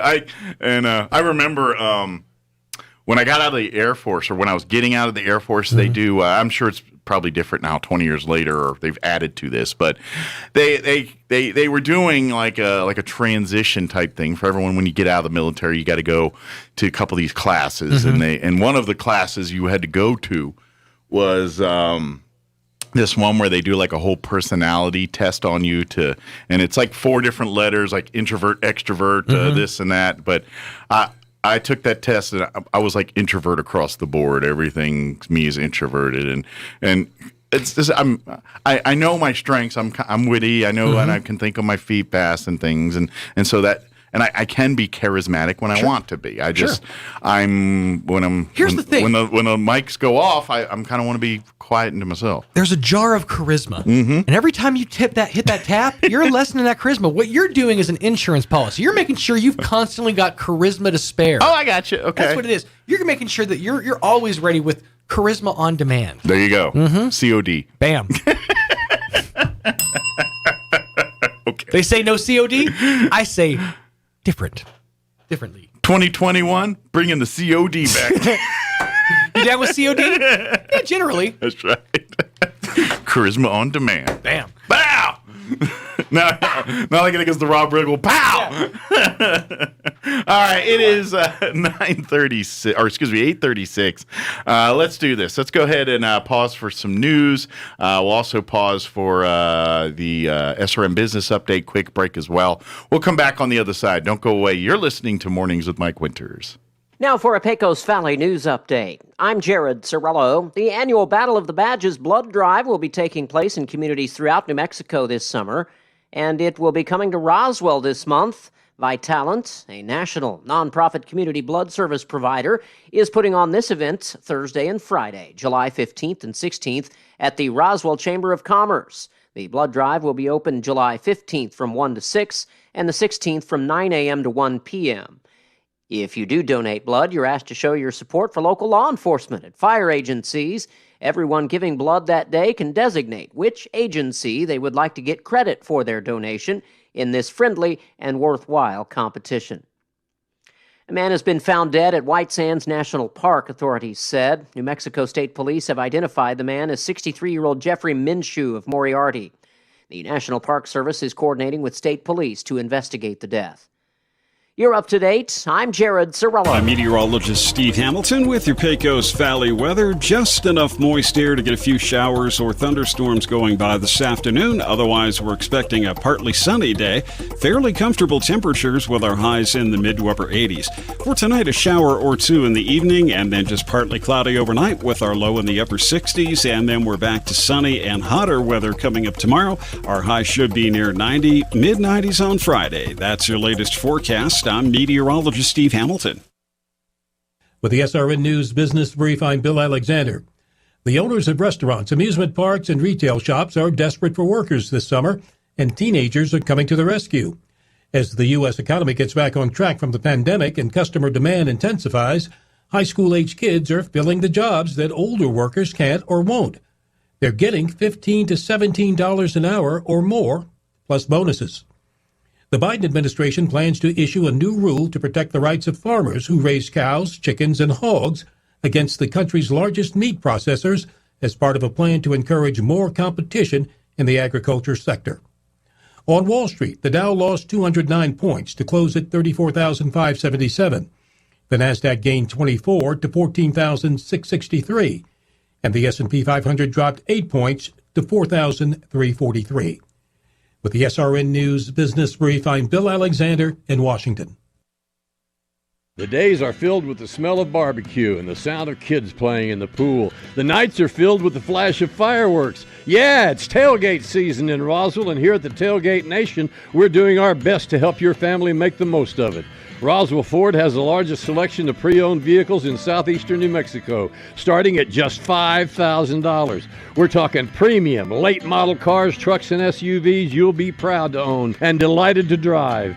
Each one has passed a rigorous 139-point inspection, and Roswell Ford gives you a 3-day money-back guarantee so you can buy without being shy. Right now, your trade-in has never been worth more, so if you're upside down, this might be the time for you to get right side up again. Or consider selling your current vehicle. Roswell Ford is paying top dollar for good, clean, used cars and trucks. So why not stop by and see what it's worth? It's tailgate season and America calling. Begin your family adventure with a fresh new ride from the Tailgate Nation, Roswell Ford, at the corner of 9th and Main. Chimera has been providing Southeast New Mexico state-of-the-art medical care for over 22 years. Chimera specializes in providing top-quality care for cancer patients, diabetes, thyroid conditions, heart disease, and rheumatoid conditions. Chimera would like to welcome Chris McGoldrick to the team. He brings a wealth of knowledge and compassion to Chimera. Chris specializes in rheumatoid conditions and is ready to help you. Call Chimera 627-9500. Chimera Independent Physicians, here for you. Have you been dealing with stress or anxiety lately? Don't let that stop you from getting the dental work done that you know needs to happen. Hi, this is Dr. Sarah Usher with Carabelli Dental, and every day we help people just like you have a relaxing and pain-free experience with IV sedation. Just imagine a dental experience where you don't remember the needles or the drills. If that's what you're looking for, we can help. Let us ease your stress and create the best dental experience ever. Come see the team at Carabelli Dental at the corner of 9th and Main or call 622-4455. Well, the geraniums were a little slow at getting started this year, but now they're ready to go. Hi, this is Jim Gilf with a lesson in delayed gratification. At Roswell Seed Company, we grow our own geraniums, and that old polar vortex sure slowed them down. But now they may be the sturdiest, most colorful geraniums you've ever put in the ground, so come get yours today. Kind of like your neighbor's son who's still living in the basement. Late bloomers can be the brightest of them all. Or maybe not. Have you seen that kid? The 85th Annual Lee County Fair and PRCA Rodeo is coming July 30th through August 7th. Celebrating traditions we treasure. There's something for everyone waiting for you at this year's fair. Friday, July 30th is the Hispanic Heritage Celebration, then the horse show and mutton bustin' on Saturday. Don't miss the Lee County local team roping on Sunday, then the swine show on Tuesday with Extreme Bulls and concert featuring Mike Ryan on Tuesday night.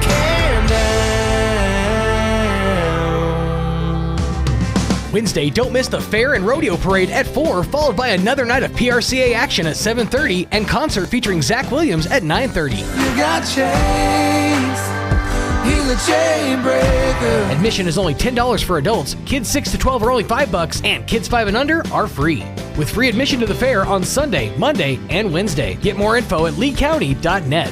The 85th Annual Lee County Fair, celebrating traditions we treasure. July 30th through August 7th at the Lee County Fairgrounds in Lovington. See you there.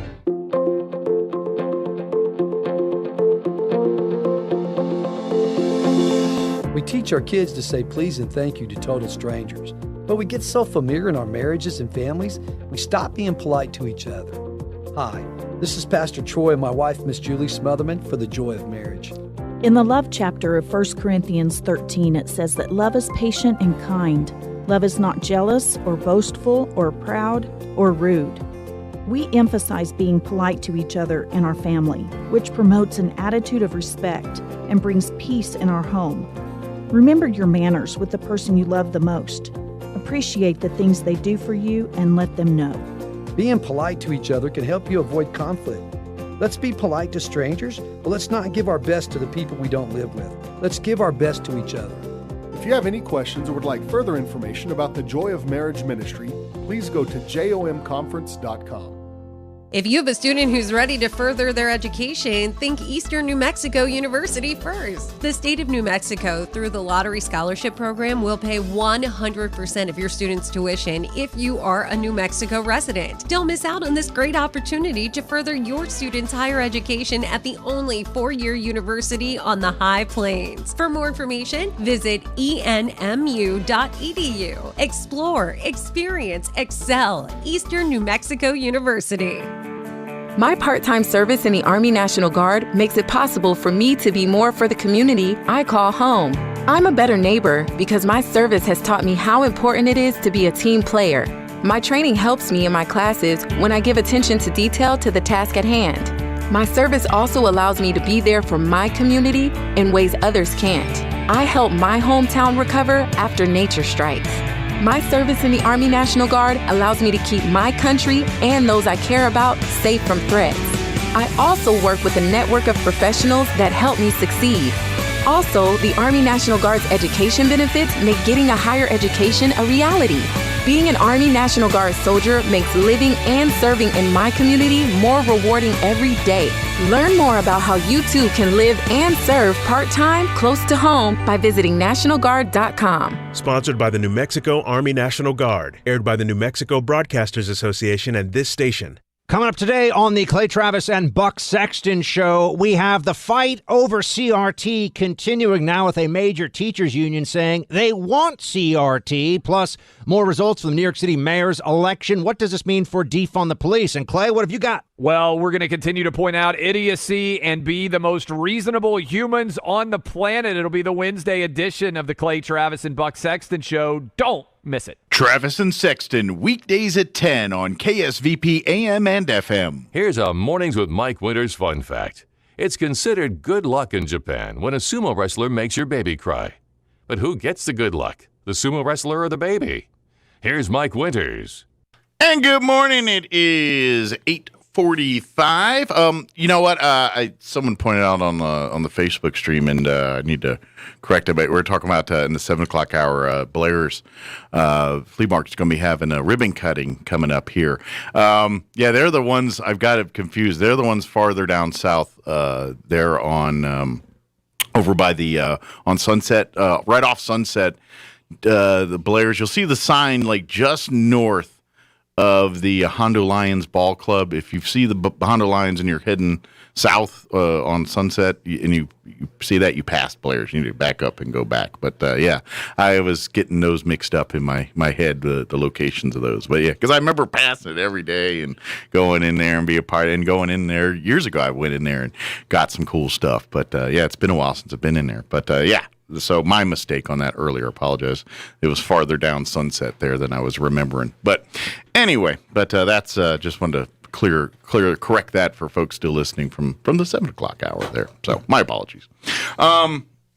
Don't forget, Vitalent's got the Battle of the Badges going on next week. It's going to be next Thursday and Friday at the Chamber of Commerce there in the conference room.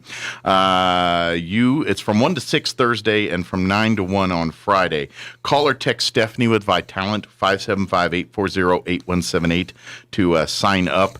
And then when you get there, and you donate blood, on it, you'll get to pick whether your blood counts towards the firefighters or the law enforcement, the police officers. Team blue, team red. Yeah. If you happen to see one of these flyers around town, you can scan the QR code there, and there's one for Thursday, and then there's one for Friday there. You can scan it, and that'll automatically get you into the registration part and all that stuff. So I don't know if it's like my inner OCD or something, but every time I see a QR code, I want to scan it. Just like every time, yeah, just to do it, see what happens. That could be used to my detriment, I think. Some days it's good. Some days, like sometimes I feel it. Sometimes, like if I'm walking around sightseeing and I see something like a scan here to learn, I'm like, all right, I'll scan that thing, see what's going on there, and check it out. But TV ones, I don't. Yeah. Like sometimes they pop them up on TVs, and I'm like, you know. Yeah, those are quick. Those are a little harder to do. But yeah, like whenever I just see one in the wild, I kind of get a hankering. That's a word I actually kind of want to bring back. Hankering. You don't hear it a lot. Oh, I just had an image of here in the jungle. There's the wild QR codes. If you can get a quick scan. Snake rolling by. There's a QR code. It's on a tree. Weirdly, for a landscaping company, that's an odd thing to see. It just says Ben was here. The best business card I ever saw, though. There was nothing on it. No name, no word, no pictures, just a single QR code. Yeah. You scan it and it took me to their website. It's not bad. Kind of brilliant. Because nothing on the card. Like, what is this? It does feel mysterious. Yeah. Like you were in the Matrix or something, and they just handed you, or you just that other slide it across the other series with Keanu Reeves. What's it called? The one where they kill Bill his and Ted? dog. No, the one where they kill his dog and he kills everybody. John Wick. Johnny Wick. Johnny Wick. Which, movie. by the way, have you partaken? I've seen the first two. I've not seen the third one. Oh my god! Every second of those movies is my favorite piece of cinema. I love the John Wick series. They're so good. Yeah, there are. I guess I need to pay more attention. That's what I need to do. I'll tell you that this is why that's part of the problem is I'm not. I sort of pay attention, and then I get kind of bleary-eyed when it's just a bunch of people getting shot. Here's one of the big reasons I love that series of movies so much is because they pay attention. Because, like, for example, you watch any like action movie or whatever. The one problem that every action movie has is the never-ending clip. You know what I'm talking about? 78 bullets in this thing? Mm-hmm. Yeah, that's one thing I love about John Wick is he's constantly dropping out magazines, replacing them. He's getting to points where he forgets, I have to... It feels a little more realistic in that world. It's very realistic, yeah. And it's bullet time, the way the camera follows him along. There's moments where he's hiding and you just see terror on his face, but then he dives out and he just gets it's just such a good series. Yeah. And they're working on a TV series based on it. Well, I think... John, I think is it Keanu in it? Or no? From what I understood, I haven't heard how far it's progressed. I've never seen 3, so I don't know if he's like done or. I think COVID had a hand in that, but the Continental is the series they're working on. It's based on the hotel. Where they go and do their assignments and their whatever's. They get their safe zone or whatever it is. That reminds me. You're talking about the clip thing. Over the weekend, I watched Tombstone, which I hadn't seen in a few years, and it's a great movie. Love Tombstone; it's one of my top 10 all favorite movies. But you're right. I didn't know they had 60 shooters in the Tombstone area because Wyatt Earp and Doc Holliday and the OK Corral and even those others when they're chasing down all the cowboys at the last half of the movie.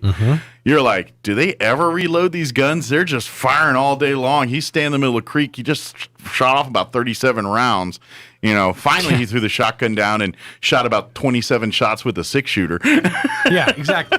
It's infuriating. Once you notice it, it's one of those things you can't unsee. Yeah. That's what I love about John Wick. It's grounded in... it's not grounded in reality. Let's face it. You go to a hotel where there's contract killers. Yeah. It's not really grounded in reality so much, but it is. So I'm curious to see what they're going to do with the series. Yeah, it's one of those things I'm kind of into, and then I'll check it out if that's. You know what I'm saying? If there's nothing else on. It's like John Wick 3. I'll get around to watching it someday. It says Starz is currently set to host the show. No word on when it's supposed to come out, but it was announced back in 2017. Okay.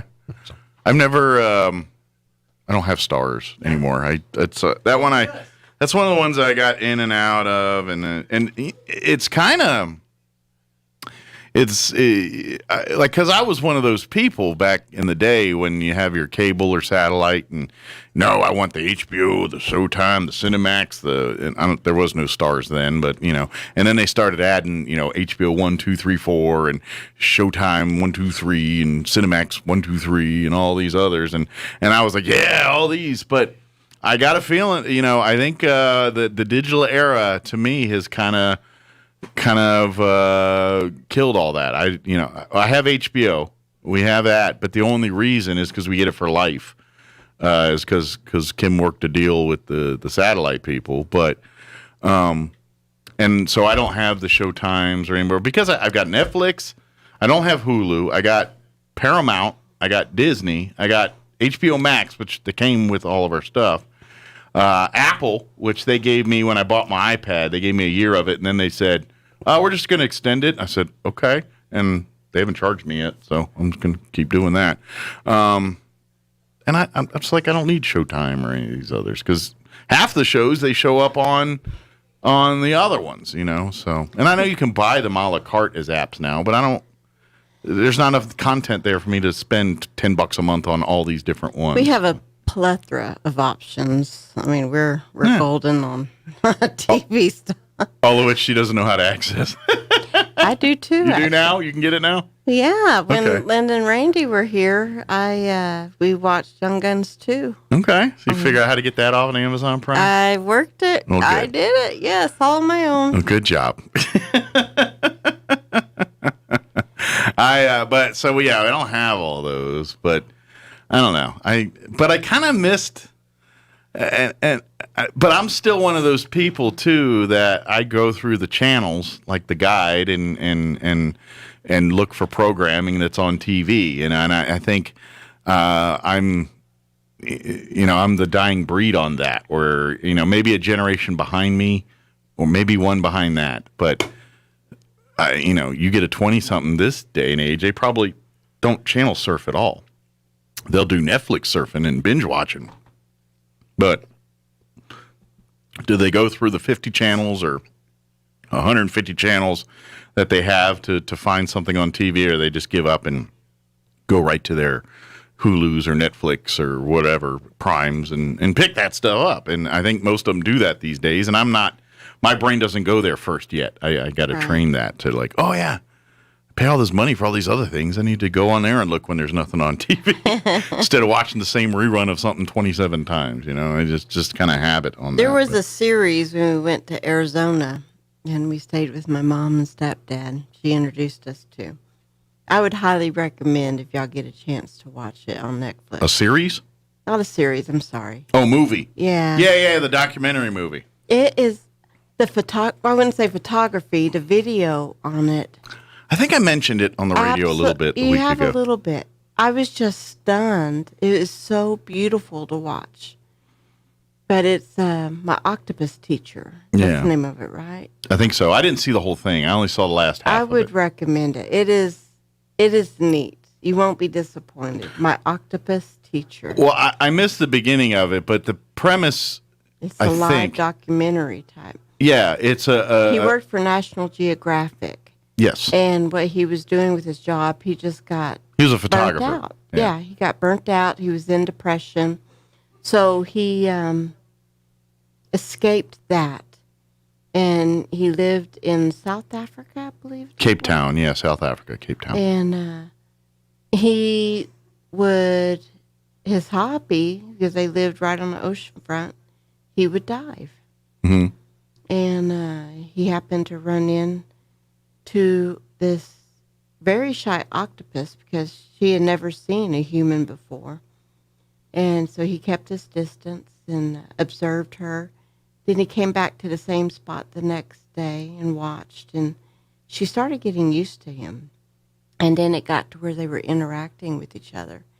And they developed this neat friendship. And this movie documents like about a year of her and him and their bond. It was actually pretty cool, but just nothing else. Oh my gosh, the video on it is just fantastic. It was a neat story, and it's worth the check Beautiful out. Story.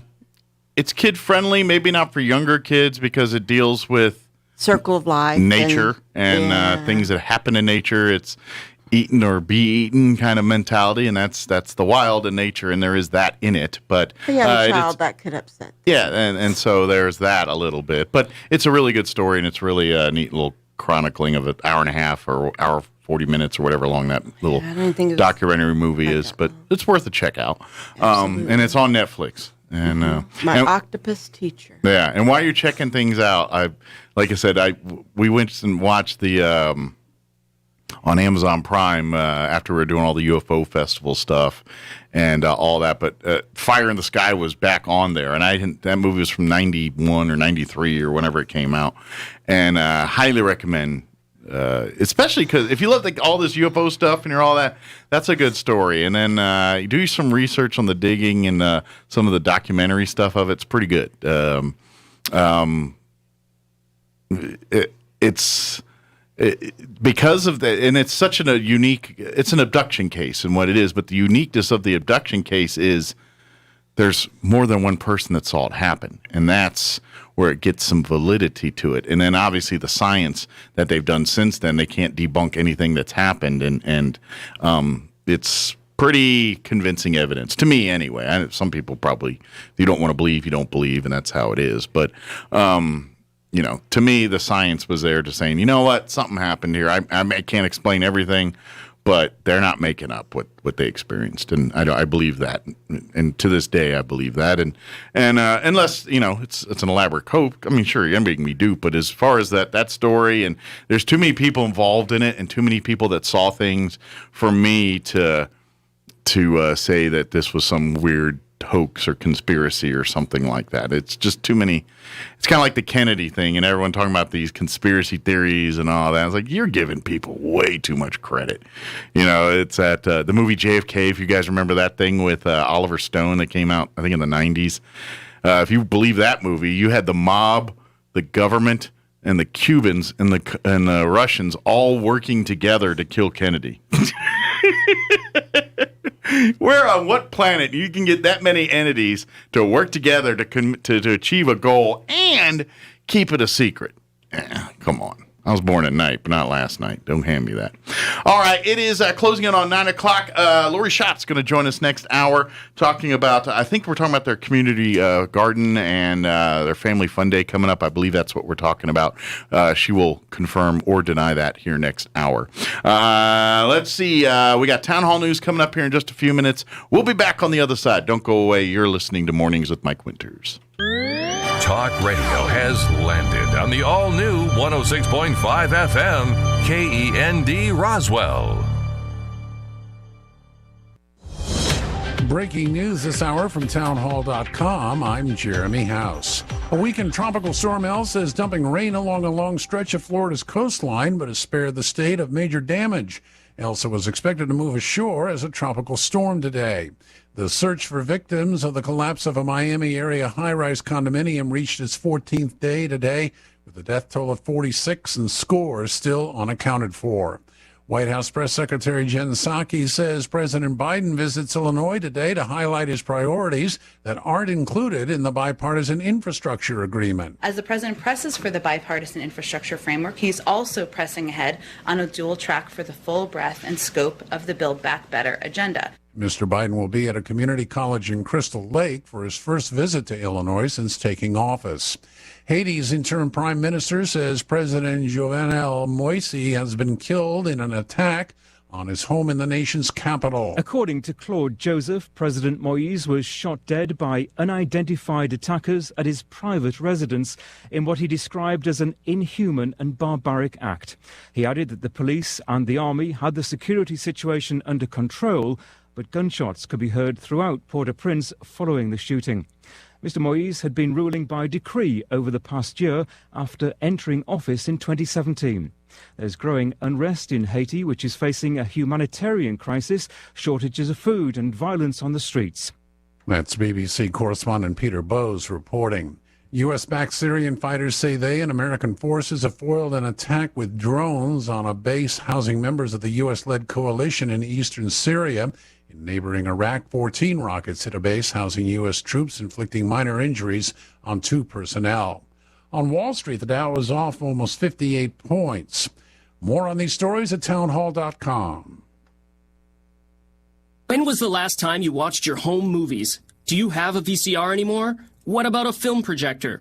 With technology constantly changing, most families don't have a way to enjoy their recorded memories, trapped on VHS, camcorder tapes, film reels, and photos. That's why we created Legacy Box over a decade ago. Legacy Box is an affordable mailed-in kit to have your aging media digitized to DVD, thumb drive, or the cloud. Our trained technicians digitize everything by hand right here in the U.S.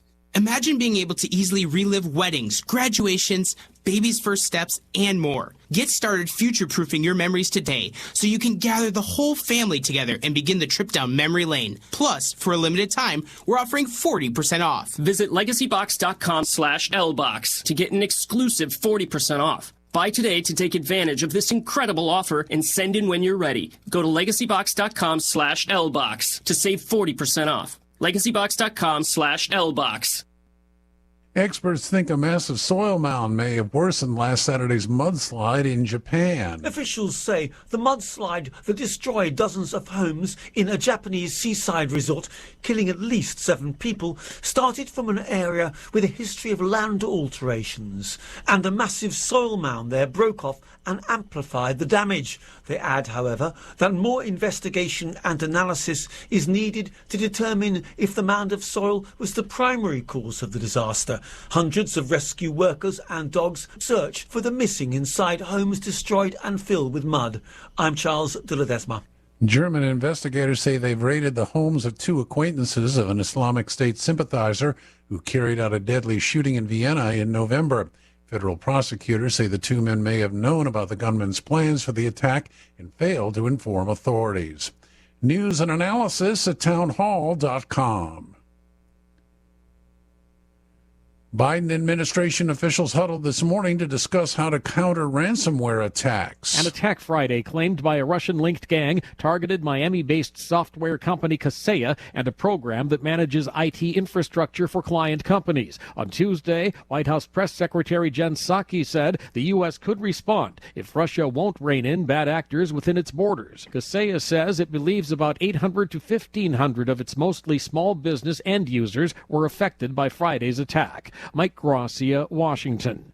Police say 3 undercover law enforcement officers were shot and wounded while driving onto a freeway on Chicago's South Side early this morning. The shooting was reported near the 22nd District Police Station in the city's Morgan Park neighborhood. The injuries to the officers were reportedly not considered life-threatening. No arrests have been reported. More on these stories at townhall.com.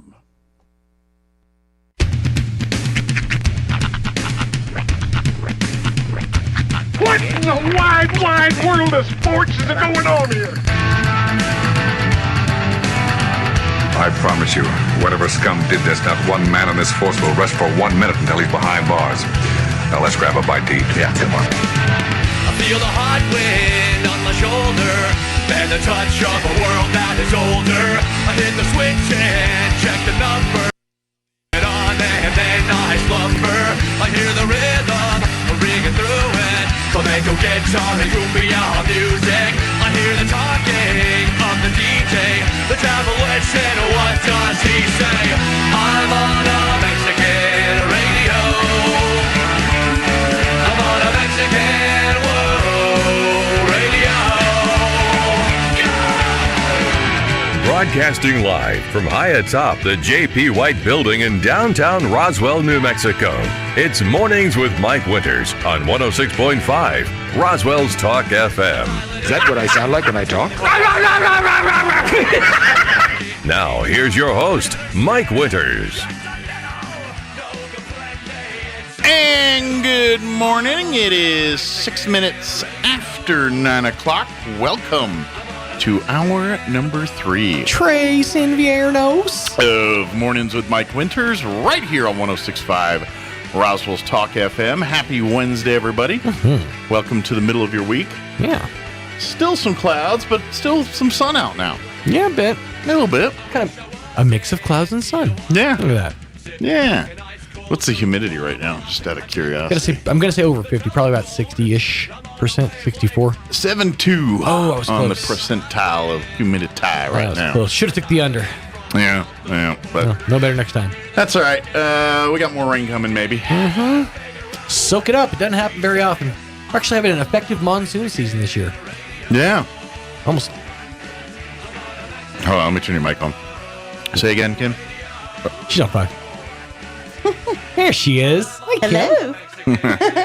What I was saying is, if I remember right, last year we didn't have much of a monsoon. The last couple, it's been a real downer of a monsoon season. We've had I think it was 4 or 5 years ago we had a really good one, and then it was just nothing for a while. Yeah. It really contributed to the drought.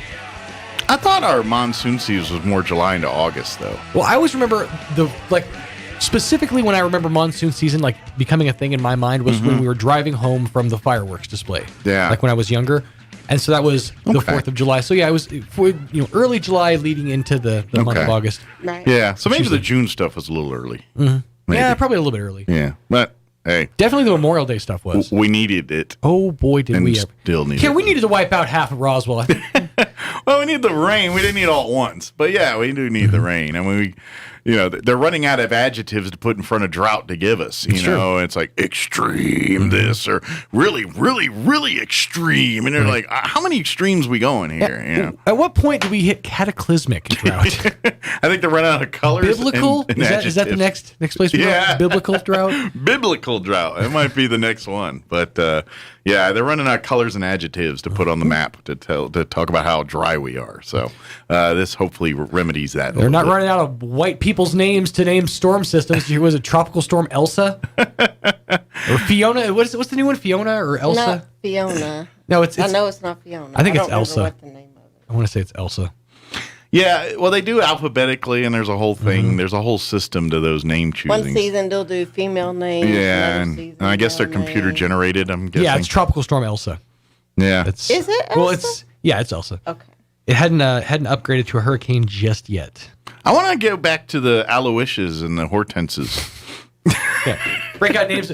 Hurricane Eunice is making her way up the coastline. I don't know. Hurricane Hortense. What was there was a joke on something. It was a Family Guy thing. I think it was Hurricane RuPaul is making his or her way up the coast. That's funny. I like that. That's funny. That is funny. So you can laugh there. It's okay. Yeah, it's just a joke. It's fun. Just ha-has, everybody. That's a good one. Oh, man. Lori Schott's going to join us this hour talking. I believe we're going to be talking community farmers garden there, and they got a family fun day coming up. So I believe that's our subject of discussion today. But if I'm wrong, she'll let us know here in just a little bit. Nice. But I believe that's what we're talking about here with Lori in just a little bit. Well, there was something I was going to say, and I just completely spaced out about it. I don't remember what it was. But, with New Mexico, and I know we should separate this between the community garden. I'm not recommending anything there, but with New Mexico legislation and legal things changing recently, I feel like the opportunity for a new Johnny Appleseed is here. I feel like there's an opportunity for somebody to just get a sack full of seeds and just start spreading them around on the side of the road. I feel like we could have our own revolution here. Yeah, exactly. I'm just saying. Well, you aspiring green thumbers out there. I kind of have and I have no green thumb, so take that into account when I say this. I think it's not necessarily a bad thing that you have your own vegetables and things. Absolutely. Who knows if we got another one of these pandemic-y little things going on and you want to get your stuff. That was a not meme. a bad thing. A meme I saw yesterday was like how I know I've made it in life. It was like career 36% house, 46% grew a tomato, 78%. Yeah, I successfully grew a tomato. I couldn't even manage those sea monkeys when we were kids. Yeah, Really? I killed those off. I apparently have a green thumb. When I was in college at South Plains and took a botany class, we had a plant. And, of course, my maiden name was Jones. Well, they dubbed me Farmer Jones. Farmer Jones. Did you get it talking and, asking for things? Feed me, Farmer Jones. But, yeah, apparently what I planted in class, it grew really nice and beautiful. Nice. And not everybody else's did, but, yeah, they dubbed me Farmer Jones because everything I did was... I'll kill an aloe plant. That's how bad I am. I can kill a succulent. All right. We have cats that don't work to our advantage. We can't keep plants indoors. They are they eat plants. them. They love them. They eat them. Oh, sure. Yeah. Especially succulents. Those things are just loaded with moisture. Yeah. There's aloe in there. So they kill plants. So we don't have many plants in the house. What you got to do, just stock up on cacti. I'm telling you, the cats won't. They'll only mess with it once. I don't know. I can picture one of my cats rubbing her face all over the cacti just because. Just to spite you. The cactus. Cacti. Cactus. Oh. More than one cactus is a cacti. Assuming we had more than one cactus, yes. They won't touch that one. They'll learn really quick. Yeah. I don't know. I agree on that. Plant scratches back. I don't know. I've seen them do some dumb things. Hey, look, if you had an itch that you couldn't particularly reach and no thumbs, what are you going to do? You're going to find a corner or a cactus. Yeah, there's more than scratching things. I've seen bags on their heads, because they stuck their head in there and lifted up, and there's a bag on their head. Cats can't use the internet. They got to kill the boredom somehow, bud. They're so fun. But yeah, so go grow. I think the point was go grow stuff. That was the whole point of that. That was. It is 9:13. Let's get you up to date on the weather. I'm meteorologist Steve Hamilton with your Pecos Valley weather. Just enough moist air to get a few showers or thunderstorms going by this afternoon. Otherwise, we're expecting a partly sunny day. Fairly comfortable temperatures with our highs in the mid to upper 80s. For tonight, a shower or two in the evening and then just partly cloudy overnight with our low in the upper 60s. And then we're back to sunny and hotter weather coming up tomorrow. Our high should be near 90, mid 90s on Friday. That's your latest forecast. I'm meteorologist Steve Hamilton. Thank you, Steve. Currently 76 degrees here in Roswell. Humidity is at 72%. Winds currently out of the north at 6 miles per hour. We do have a 40% chance at some showers and thunderstorms for this afternoon. Partly cloudy otherwise with a high of 86. Winds will be out of the north around 5 to 10 miles per hour. Tonight, also looking at a 40% chance at showers, mainly in the early evening hours tonight. Partly cloudy with an overnight low of 67. Winds will be out of the east, 5 to 10 miles per hour. Thursday, they're not talking about rain, but it is going to get warmer. Sunny with a high of 94 tomorrow. Northwest winds at around 5 miles per hour. Clear skies tomorrow night with an overnight low of 67. Friday, another sunny and warm day. Sunny skies, highs right around 95 with south winds at around 5 to 15 miles per hour. And then looking at your weekend, Saturday during the day, sunny and 92. There is a 30% chance of rain Saturday night.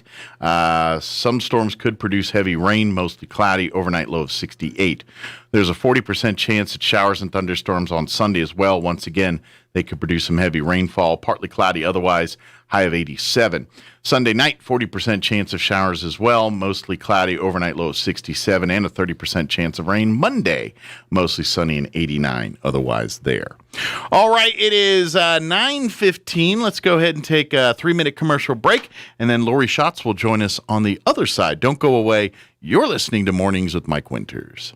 Celebrate traditions we treasure at the 85th Annual Lee County Fair, July 30th through August 7th at the Lee County Fairgrounds in Lovington. There's something for everyone at this year's fair. Thursday is Tough Enough to Wear Pink Night, featuring the second PRCA performance at 7 p.m. and Clay Walker in concert at 9:30. I can make a living out of loving you. Friday night is Patriot Night with the third PRCA performance and Confederate Railroad with Exile in concert at 9:30. Daddy never was. Saturday, August 7th begins with the Junior Livestock Sale at 9:30, plus the Lee County Special Rodeo at 4:30, the rodeo wrap-up, and it's Cowboys Who Care Night with Gary Allen taking the stage for the final night. Sitting out here watching airplanes. Admission is $10 for adults. Kids 6 to 12 are just $5, and kids 5 and under are free, with free admission on Sunday, Monday, and Wednesday. Get more information at leecounty.net. The 85th Annual Lee County Fair, celebrating traditions we treasure. July 30th through August 7th at the Lee County Fairgrounds in Lovington, New Mexico. See you there.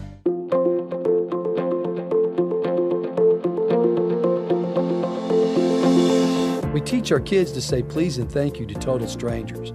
But we get so familiar in our marriages and families, we stop being polite to each other. Hi, this is Pastor Troy and my wife, Miss Julie Smotherman, for the Joy of Marriage. In the love chapter of 1 Corinthians 13, it says that love is patient and kind. Love is not jealous or boastful or proud or rude. We emphasize being polite to each other in our family, which promotes an attitude of respect and brings peace in our home.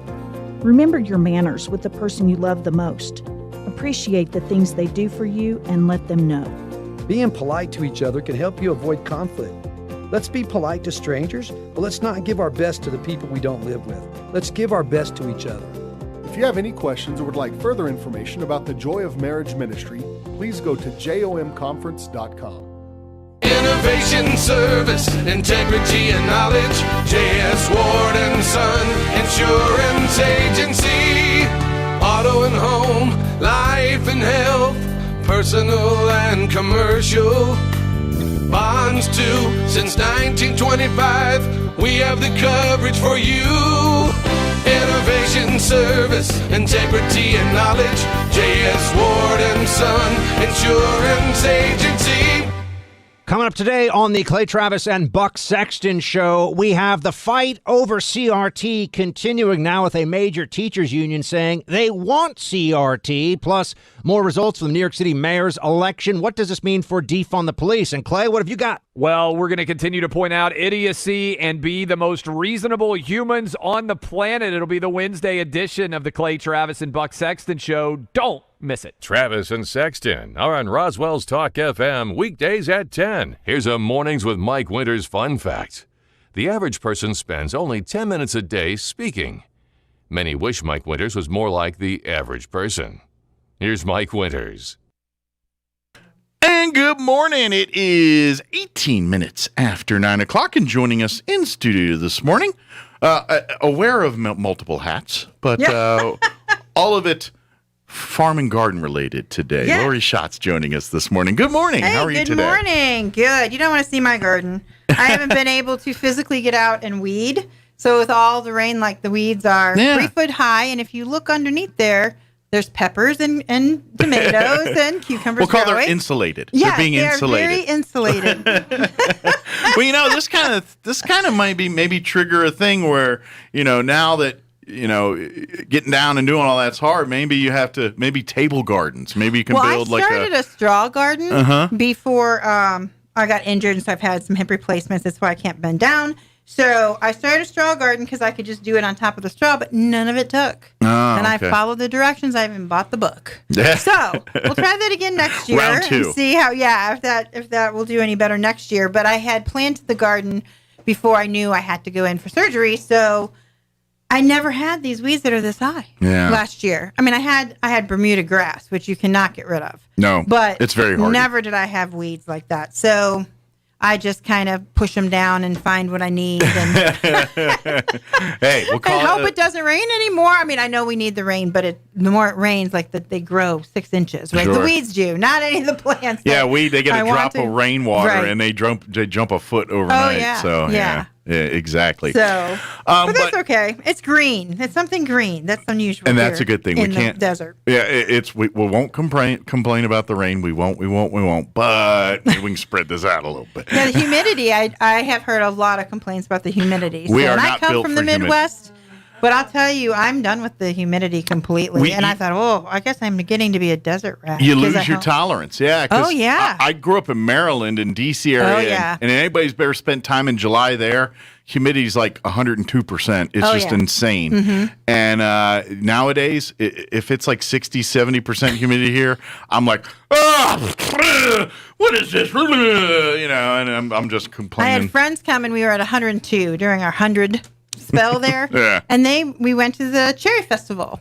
And they were like, it's 102 out, but as long as we can sit in the shade and have a slight breeze, it doesn't feel that hot. Yeah. If this was 102 in the Midwest, they were like, we would be boiling because of the humidity just dripping off of you and that heat. That's my best explanation for people that aren't familiar with a lot of humidity. I say, here's the difference.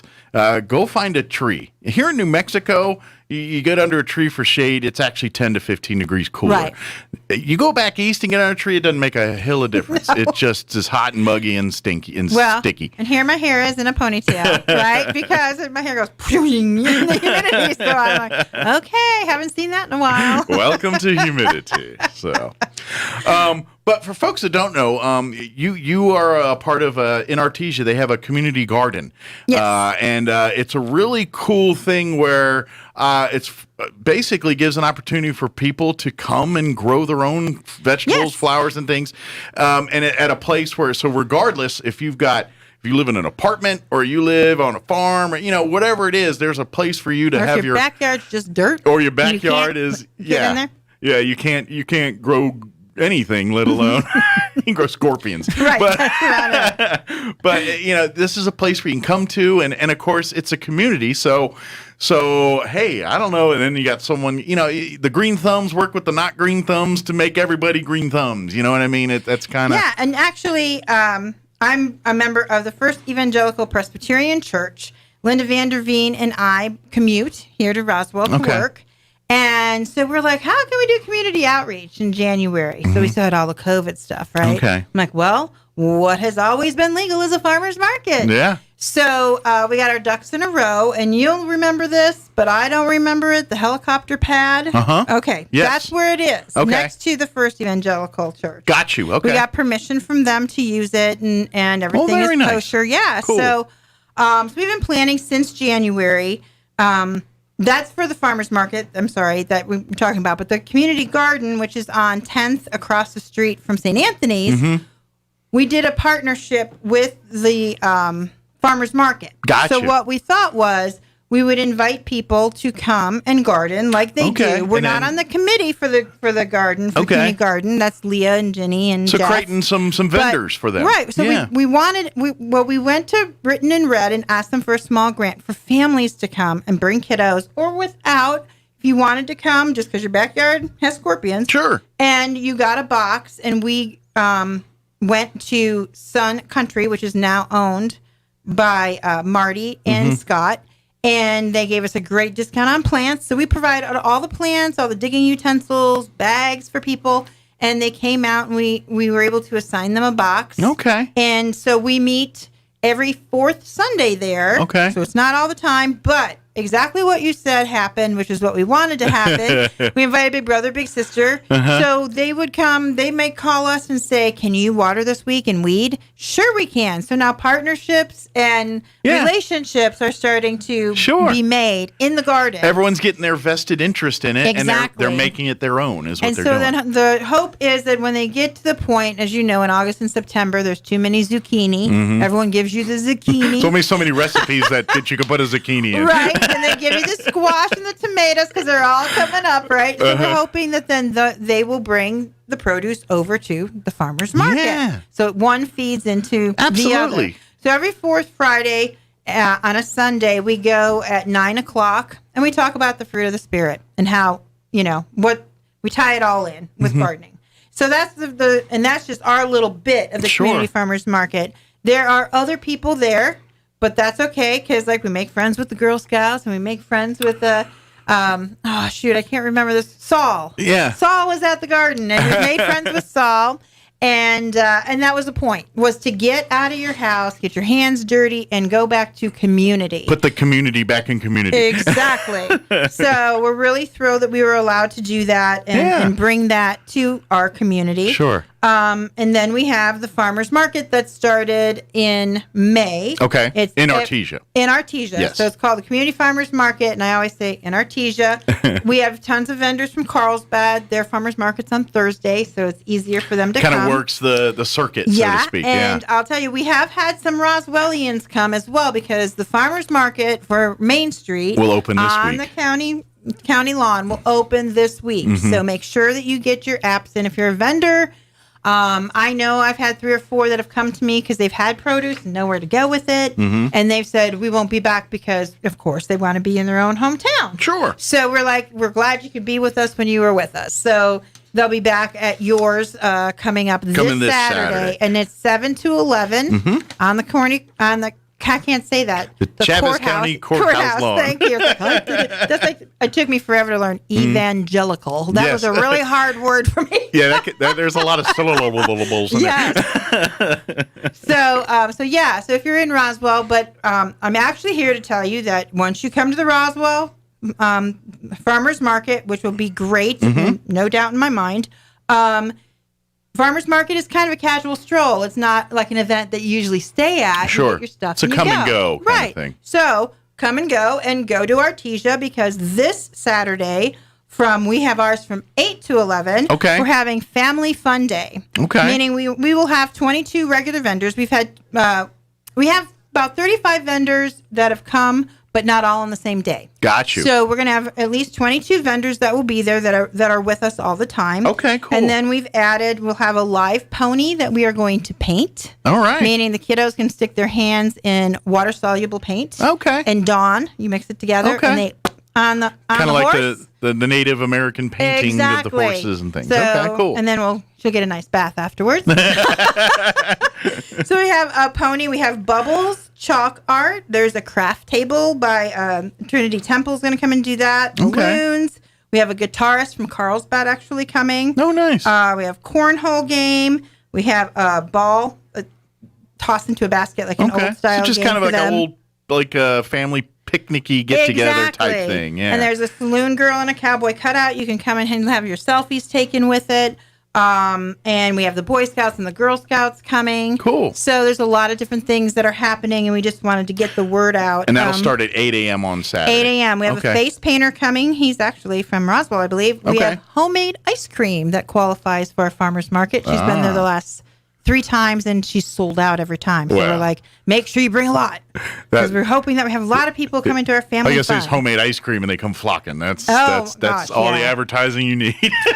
And we have some artists that are going to be there with their artwork as well. We have several booths that are there all the time, but we have a printer that's there. I believe Paint With Us is going to be there. Painting Rocks is going to be there, so you can hide them, bring them back to Roswell and hide them and see how far we can get them out. Or create your own family fun backyard activities if you want. Yeah, certainly. Bath bombs. We have all kinds of different vendors, just like y'all do. Cool. We have jewelry and cow heads that have bling on them. Okay. So here's the move on Saturday. Since the market starts at 7 here in Roswell, get up early, go get to the market here at 7, get you your produce, maybe grab a burrito, and then head on over to Artesia so they're there a little after 8, and because don't speed. And then... the new 55 zone, Yeah, exactly. Don't speed. They put up permanent signs. Yeah. For something that's not permanent. I'm just saying, I don't trust that action.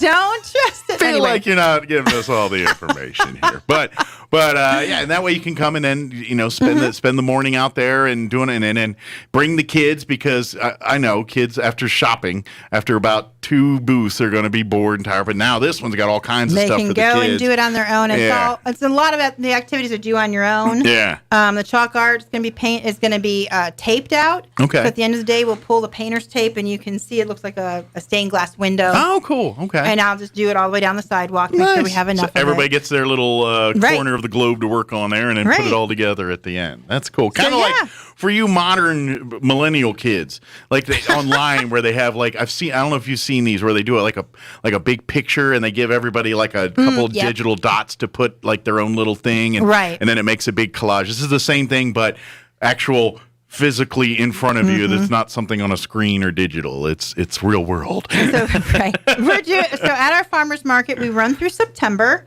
It's every Saturday, May to 11. Okay. In August, we're doing health and business. Okay. As our theme.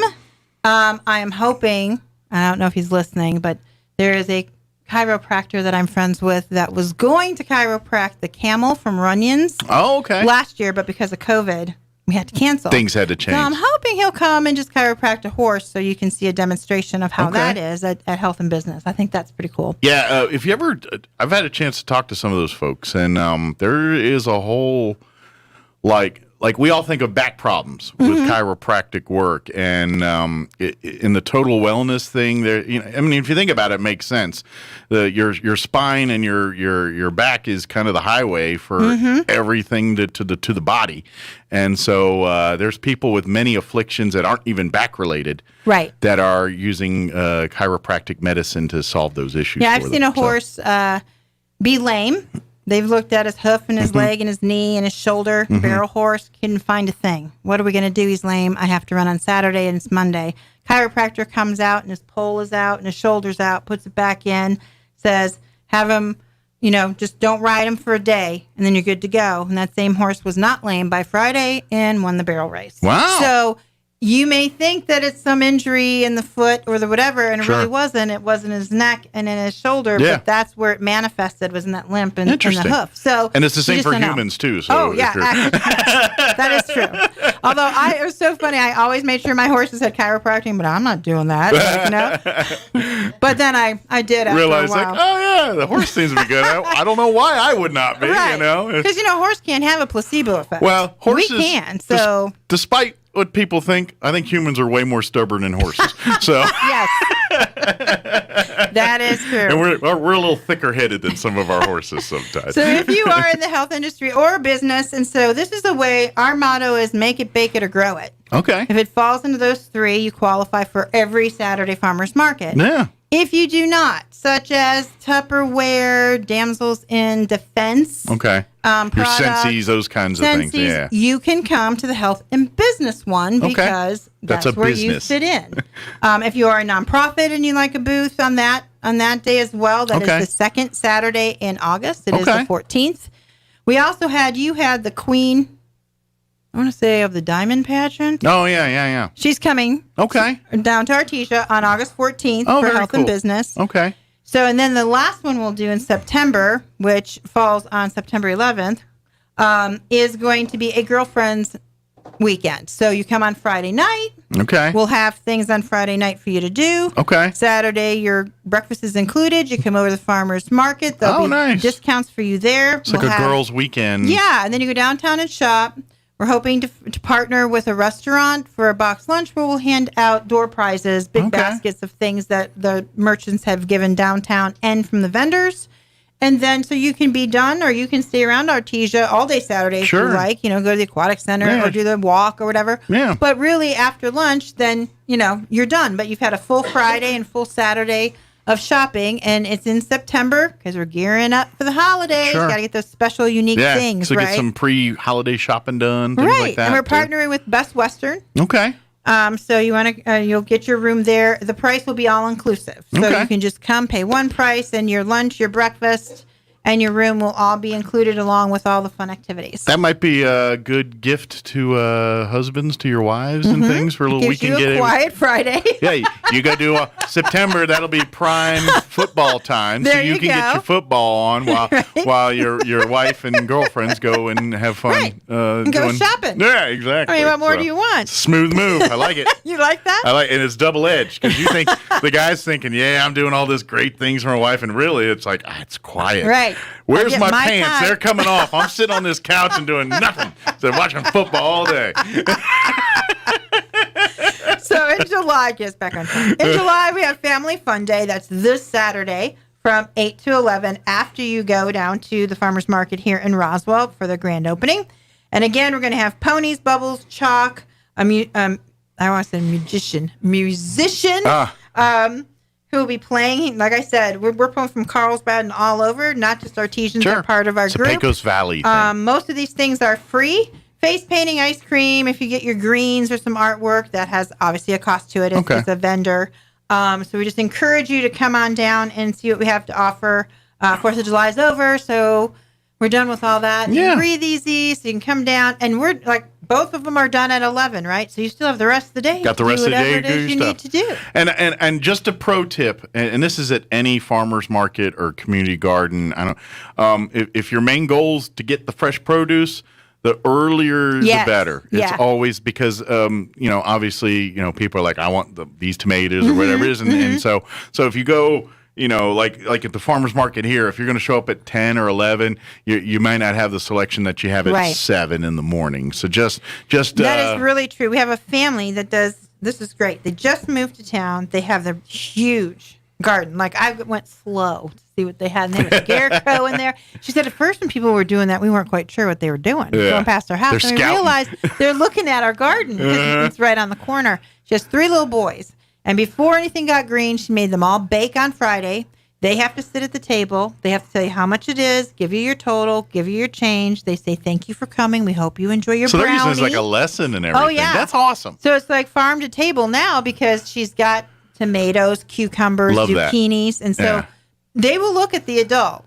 Because that's what I did last. I looked at her and she said, that's fine. Jacob, how much is ba-ba-dee-ba-da? How much is that? Then I said, I want to add the tomatoes.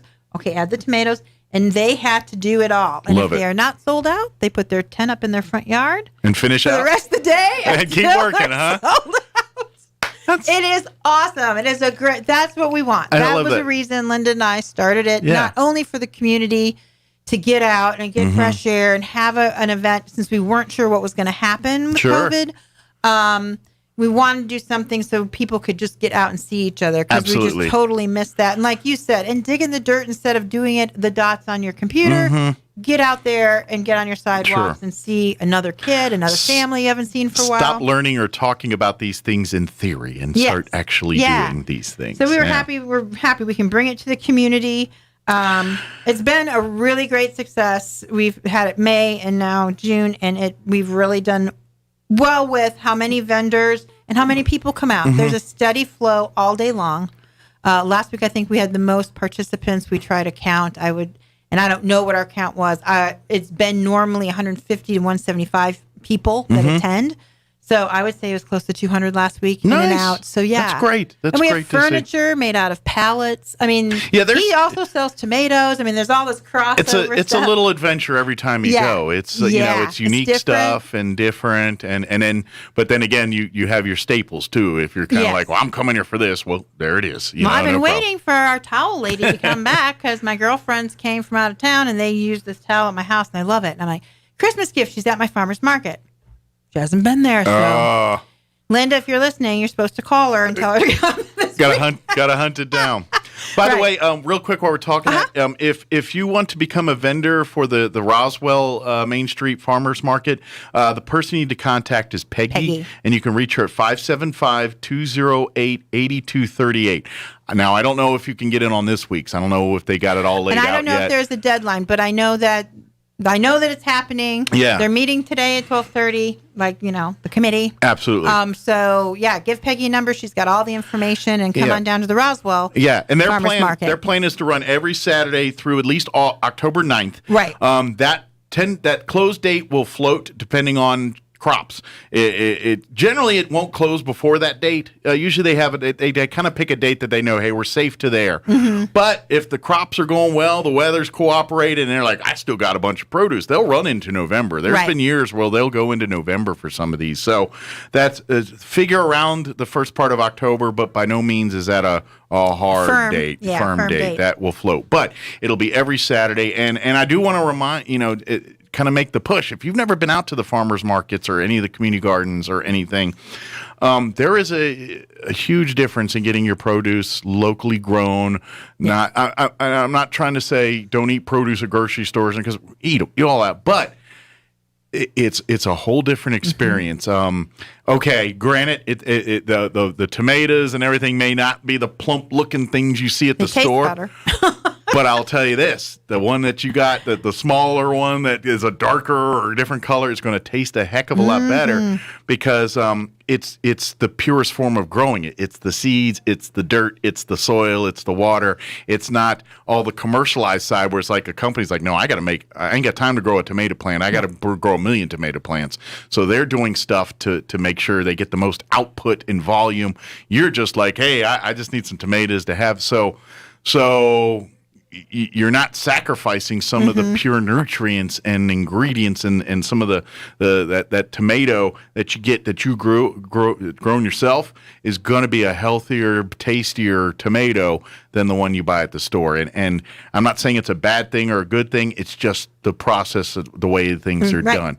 And so if you've not experienced that yourself before and you're like, wow, please come out to the farm and to any of these farmers markets. Go to all of them. Right. And pick up some corn, some squash, whatever, pick whatever you like. Pick a couple of it, take it home and do something with it. And I guarantee you're like, wow, this tastes way better than the tomatoes I got. We have local honey at ours that she sells out almost every week. And there's enough science now that they say if you're eating honey that's local to your area, it's way more beneficial to you than eating just like a national brand honey because there's more things in that honey that kind of nutrients and protect you and help you with things in this region. Right, with allergies and different things. It's a big difference on that. And I know people sound like, well, really? Like, no, this is call it God, call it science, call it whatever you want. God, they had a plan. They figured this out, and we're kind of bucking the plan. We just got to go back to the plan. We even have freeze-dried vegetables at our farmer's market, awesome, which is pretty interesting. And then she puts ranch flavoring on it. She has great packaging, and she does it with fruits and vegetables. Yeah. And I had never heard of it before, but I'm telling you, I have bought 4 bags of it, so it's pretty good. And I think that's something that we're seeing more and more people getting into is pickling and canning and things like that. That's another big one at ours. We have a pickle. Okay. A pickle couple. And they're from the Picklers. The Picklers. That'd be really funny if their last name was Pickler. That would be the most amazing thing. But But they have, garlic and hot, I want to say chow, but it's not corn. It's the vegetables that you pickle that are a little bit hot. But then they have the Reaper pepper pickles. Oof. Yeah, I like hot, but one drop. I'm like, wowza! That's masochistic at that level. Yeah, the ghost pepper. It is. But they are close to being sold out almost every week for these pickles. My first week, I bought pickles for someone else. I want to clarify this, and myself. So I spent $75 on pickles. But they're good. But they're good. They're very good. And again, it's way different than buying your Vlasics on the shelf there or whatever. Exactly. It's a different and taste. they're always trying new things. They always bring a new product. Think of it like for you people that love like craft beers and craft. Think of that world and these pickling and all that stuff. They infuse the different spices, the different flavors, and kind of like when you go to the store and you buy your bread and butter or garlic or whatever. They do this, but it's way more personalized and way more. And then Sun Country is there, and they have a booth as well. Cool. So if you can come out and see what they have, a lot of people obviously do buy from them there. But then they tell you we're open at the nursery as well. So if you don't see it here, they'll call over and see if they have it there, and they'll send you there. So we're just very happy to have them as part of our farmers market, and then the fact that they helped us out with the Written in Red grant. Is just great. The camaraderie between the Presbyterian Church and them has just been wonderful. So we're really thankful for that group of people we have a nursery in town, which we weren't sure if we were going to. So they bought it kind of right when spring started. So we're all like, yay! Oh no, what are we going to do? There's no nursery here. But it really has for worked many out, years, Sun Country was the place in Artesia to get and this that. Is called Sun Country Home and Garden. Yeah, it's pretty close, but there's a little bit different than when you first walk in, she has home items, and she will have furniture eventually and different things. So that will keep them going during the winter. Yeah. And then, of course, the regular garden center. For folks that haven't spent time to kind of tootle around Artesia and walk around. I like that word. And, tootle. If you get a chance, go hit some of the mom and pop shops, the specialty shops down there. Matter of fact, one of the places down there, we bought some spice rubs and things, and we had company this weekend. They're like, "Where did you get all that?" And I was like, "Oh, yeah, down in Artesia and all that." At Simply Bellows, did you get it there? Well, I can't say the name of the products on the radio because they're not family friendly, but it's chicken. We'll just say excrement.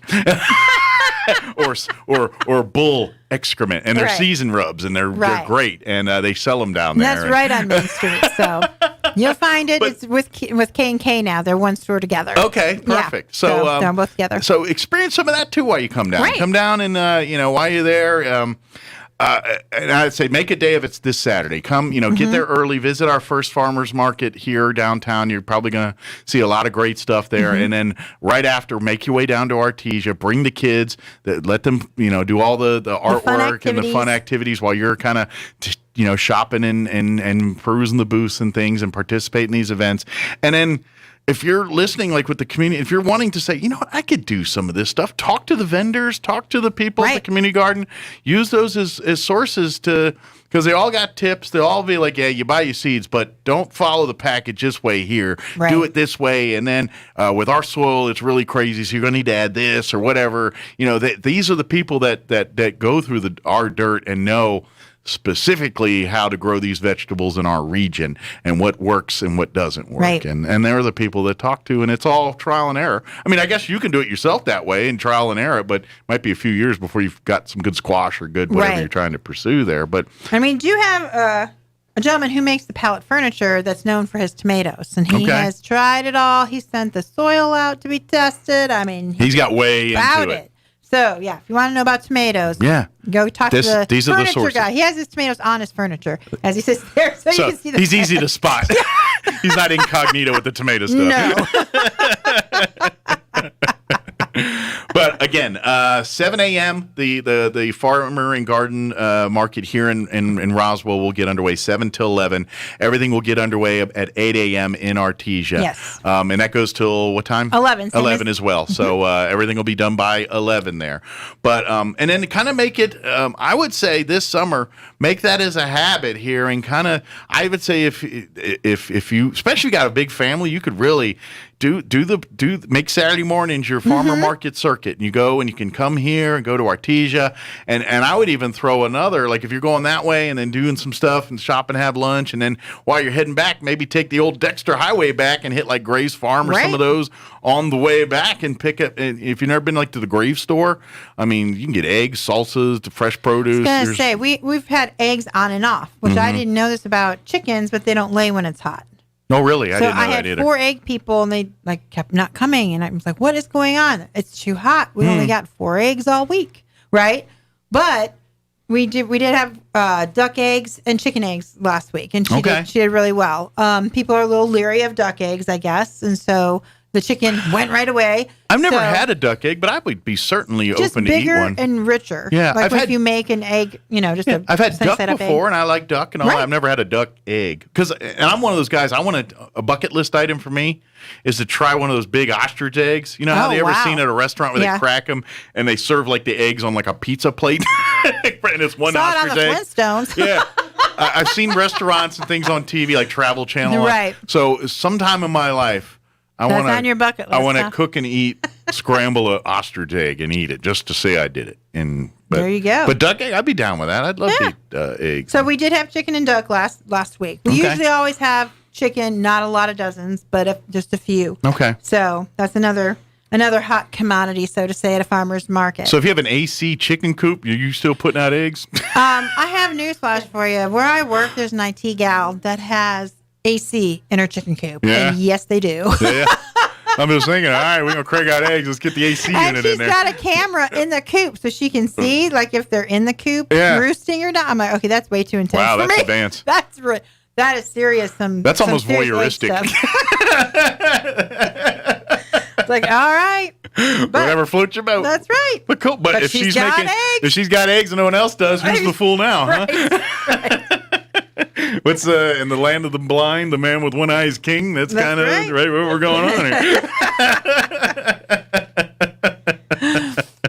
But please come be a part of this. If you've never experienced this kind of stuff and you're kind of like, no, I just bought store. Please get your family involved. Like you said, make like some of the stories you're talking about with some families doing it, making the kids really cool. kind of run the business and learn all the aspects and knowing where your food comes from. I mean, this could be a great educational opportunity for your kids so they understand that your food doesn't come from the produce section at the grocery store. There's more of a chain than that, or it's like, where do you get? Well, it's aisle 2. They have the hot dogs right there. No. It's fun to see the kids because you can see they're going, okay, that's $2, that's $3. What does that equal? But that's okay. Everyone, that booth is always busy, but people are very patient in allowing the kids to do that. And these are life schools that'll follow these children the rest of their lives. It's just the stuff you need to survive as a human in this world today. Right. And that we don't usually get. Right? You don't usually learn how to balance your checkbook or any of that. You're just automatically assumed to know it today now these days and day and age. And no, you've got to learn it. Right. And they're going to be a step ahead of everyone else. Parents, it's on us to do that. So do this. And I think it's great. Get them involved and who knows? Maybe they're not going to be the next Farmer Jones, but they might be something that a hobby or an interest they have the rest of their lives. Well, they've learned math, so maybe they'll be really good at math. Next thing you know, be an accountant. Next thing you know, they're going for the biggest pumpkin at the at the county fair here at the Eastern New Mexico State Fair. So, Laura, is there anything we missed? Anything we wanted to share? Anything we just got sidetracked on? Nope. I just want again to say that it is the First Evangelical Presbyterian Church that is hosting the event in Artesia. And it is you can set, if you want to be a vendor, you set up at 7. You don't have to pre-register. You can just come on down. Okay. And it starts from 8 to 11. And then, as you've been saying, Mike, make sure you come to the Roswell, which opens this weekend. They start at 7, so you can come here first and then come down to ours. Yeah. And we just would like to thank Sun Country for all of their help and Written in Red for all of their help. And I would like to thank my partner in crime, Linda Vanderveen. It's just been the two of us kind of getting it together. And we have a theme every month. So this month's theme is Family Fun. It's this coming Saturday. And in August, it is Health and Business. So if you qualify for that, give us a call. Yeah. And in September, it's Girlfriends Weekend, rearing you up for the holiday sales. Actually, absolutely. And so come on out, be a part, and all of them, they're for everybody. So Yes. Even when we get to Family Fun Weekend, the Ladies Weekend in September here, come out to the Farm and Garden, come out to support these things. And I think you're going to be to a point where you're going to want to have to go, because you're going to get your produce, and it's like, man, I've been craving that corn all week, or craving that squash all Right. week, and then you're going to have to go just to get and more get produce. it while it's fresh, because like you said, in the winter we can't really get it around Yeah. here. So you can, now's the And that's time when you to start get talking to the canning and pickling people, and you're like saying, hey, I've got some of these fresh green it. And chilies it's or not as whatever. hard to pickle or Yeah. to, like last year I had so much zucchini I wanted to. Yeah. So they said just cut it up and freeze it the way it is. You don't have to do all this special Yeah. stuff with it, which I didn't know. And some so people, it was great. yeah, some people don't want to freeze things. They want to do more. I've watched enough of those Amish shows on like TLC and all that. They pickle and can everything, Everything, meats yeah. to everything. They got a whole pantries full of things in jars and cans, and you're like, I don't know what that is, but they pickled it. You can grow it, you can pickle it. Exactly. Well, as always, appreciate the visit, and we'll Thank see you you. here next time. And don't work too hard, and good luck with all. I won't work too hard. And thank you. And just everyone come out and support local, whether it's Artesia, Roswell, Carlsbad, doesn't matter. It's all supporting communities, and it's all about making our community better and Right. providing resources and opportunities for everybody. That's right, sir. Awesome. Well, thank you, ma'am. We'll see you next time. Yes, thank you. All right, it is 9:53. Let's pause for some news, quick break, and then we'll wrap up the show. Don't go away. Now for a Pecos Valley news update. I'm Jared Cirillo. The annual Battle of the Badges blood drive will be taking place in communities throughout New Mexico this summer, and it will be coming to Roswell this month. Vitalent, a national nonprofit community blood service provider, is putting on this event Thursday and Friday, July 15th and 16th, at the Roswell Chamber of Commerce. The blood drive will be open July 15th from 1 to 6 and the 16th from 9 a.m. to 1 p.m. If you do donate blood, you're asked to show your support for local law enforcement and fire agencies. Everyone giving blood that day can designate which agency they would like to get credit for their donation in this friendly and worthwhile competition. A man has been found dead at White Sands National Park, authorities said. New Mexico State Police have identified the man as 63-year-old Jeffrey Minshew of Moriarty. The National Park Service is coordinating with state police to investigate the death. You're up to date. I'm Jared Cirillo. The truth and nothing but. This is the Sean Hannity Morning Minute. Politically, if you look at, okay, well, how do you reconcile those that don't want the police, want the police defunded and dismantled, versus those that believe in law and order, and those that believe to pursue happiness, you have to have peace and security first. That's fundamental. How do you reconcile those that would capitulate to every demand of the radical teachers unions just so they can get money to get reelected, versus parents choosing and letting schools compete for the most amount of dollars that they would get, considering we spend per capita more than any industrialized country in the world? How do you reconcile this? I'm becoming increasingly more concerned every single day. Keeping you on the straight path. Later today, it's the Sean Hannity Show. Hey, remember the saying, if you love something, set it free?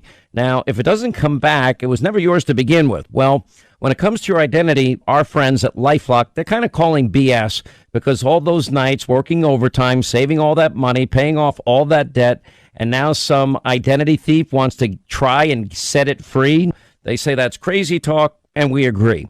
Now, that's why LifeLock by Norton helps monitor your information. They will alert you to potential identity threats. If you're a victim, you'll get a dedicated U.S.-based specialist that will help fix it for you. No one can prevent all identity theft, monitor every transaction of every single business. But when identity thieves try to take what is yours, don't take it lying down. LifeLock sees the threats you miss on your own. And today you save up to 25% off your first year. Call 1-800-LifeLock. Go to LifeLock.com. Use the promo code Hannity to save that 25%. That's LifeLock.com, 1-800-LifeLock. I'm meteorologist Steve Hamilton with your Pecos Valley weather. Just enough moist air to get a few showers or thunderstorms going by this afternoon. Otherwise, we're expecting a partly sunny day. Fairly comfortable temperatures with our highs in the mid to upper 80s. For tonight, a shower or two in the evening and then just partly cloudy overnight with our low in the upper 60s. And then we're back to sunny and hotter weather coming up tomorrow. Our high should be near 90, mid 90s on Friday. That's your latest forecast. I'm meteorologist Steve Hamilton. With the SRN News Business Brief, I'm Rich Thomason. It is a rosy economic outlook from the European Commission. The Commission says the economies of the 27 European Union countries are likely to expand by 4.8% this year. The same growth is expected for the 19 countries using the euro single currency. That's around half a percentage point higher than predicted in May. But the EU's executive branch is warning that the impact of COVID-19 variants could pose a risk. Brussels is also concerned about rising inflation. Correspondent Jeremy House. Companies including internet giant Tencent have been fined by anti-monopoly regulators in China. It's part of a bid by the communist government to tighten control over the fast-developing industries online. Following yesterday's mixed close, it was a mixed open this morning on Wall Street at mid-morning, key averages in the red. With business, I'm Rich Thomason. If you have a student who's ready to further their education, think Eastern New Mexico University first. The state of New Mexico, through the Lottery Scholarship Program, will pay 100% of your student's tuition if you are a New Mexico resident. Don't miss out on this great opportunity to further your student's higher education at the only 4-year university on the High Plains. For more information, visit enmu.edu. Explore, experience, excel. Eastern New Mexico University. Chimera has been providing Southeast New Mexico state-of-the-art medical care for over 22 years. Chimera specializes in providing top-quality care for cancer patients, diabetes, thyroid conditions, heart disease, and rheumatoid conditions. Chimera would like to welcome Chris McGoldrick to the team. He brings a wealth of knowledge and compassion to Chimera. Chris specializes in rheumatoid conditions and is ready to help you. Call Chimera 627-9500. Chimera Independent Physicians, here for you. Coming up today on the Clay Travis and Buck Sexton Show, we have the fight over CRT continuing now with a major teachers union saying they want CRT, plus more results from the New York City mayor's election. What does this mean for defund the police? And Clay, what have you got? Well, we're going to continue to point out idiocy and be the most reasonable humans on the planet. It'll be the Wednesday edition of the Clay Travis and Buck Sexton Show. Don't miss it. Travis and Sexton are on Roswell's Talk FM weekdays at 10. Here's a Mornings with Mike Winters fun fact. Astronauts are not allowed to eat beans before they go into space because passing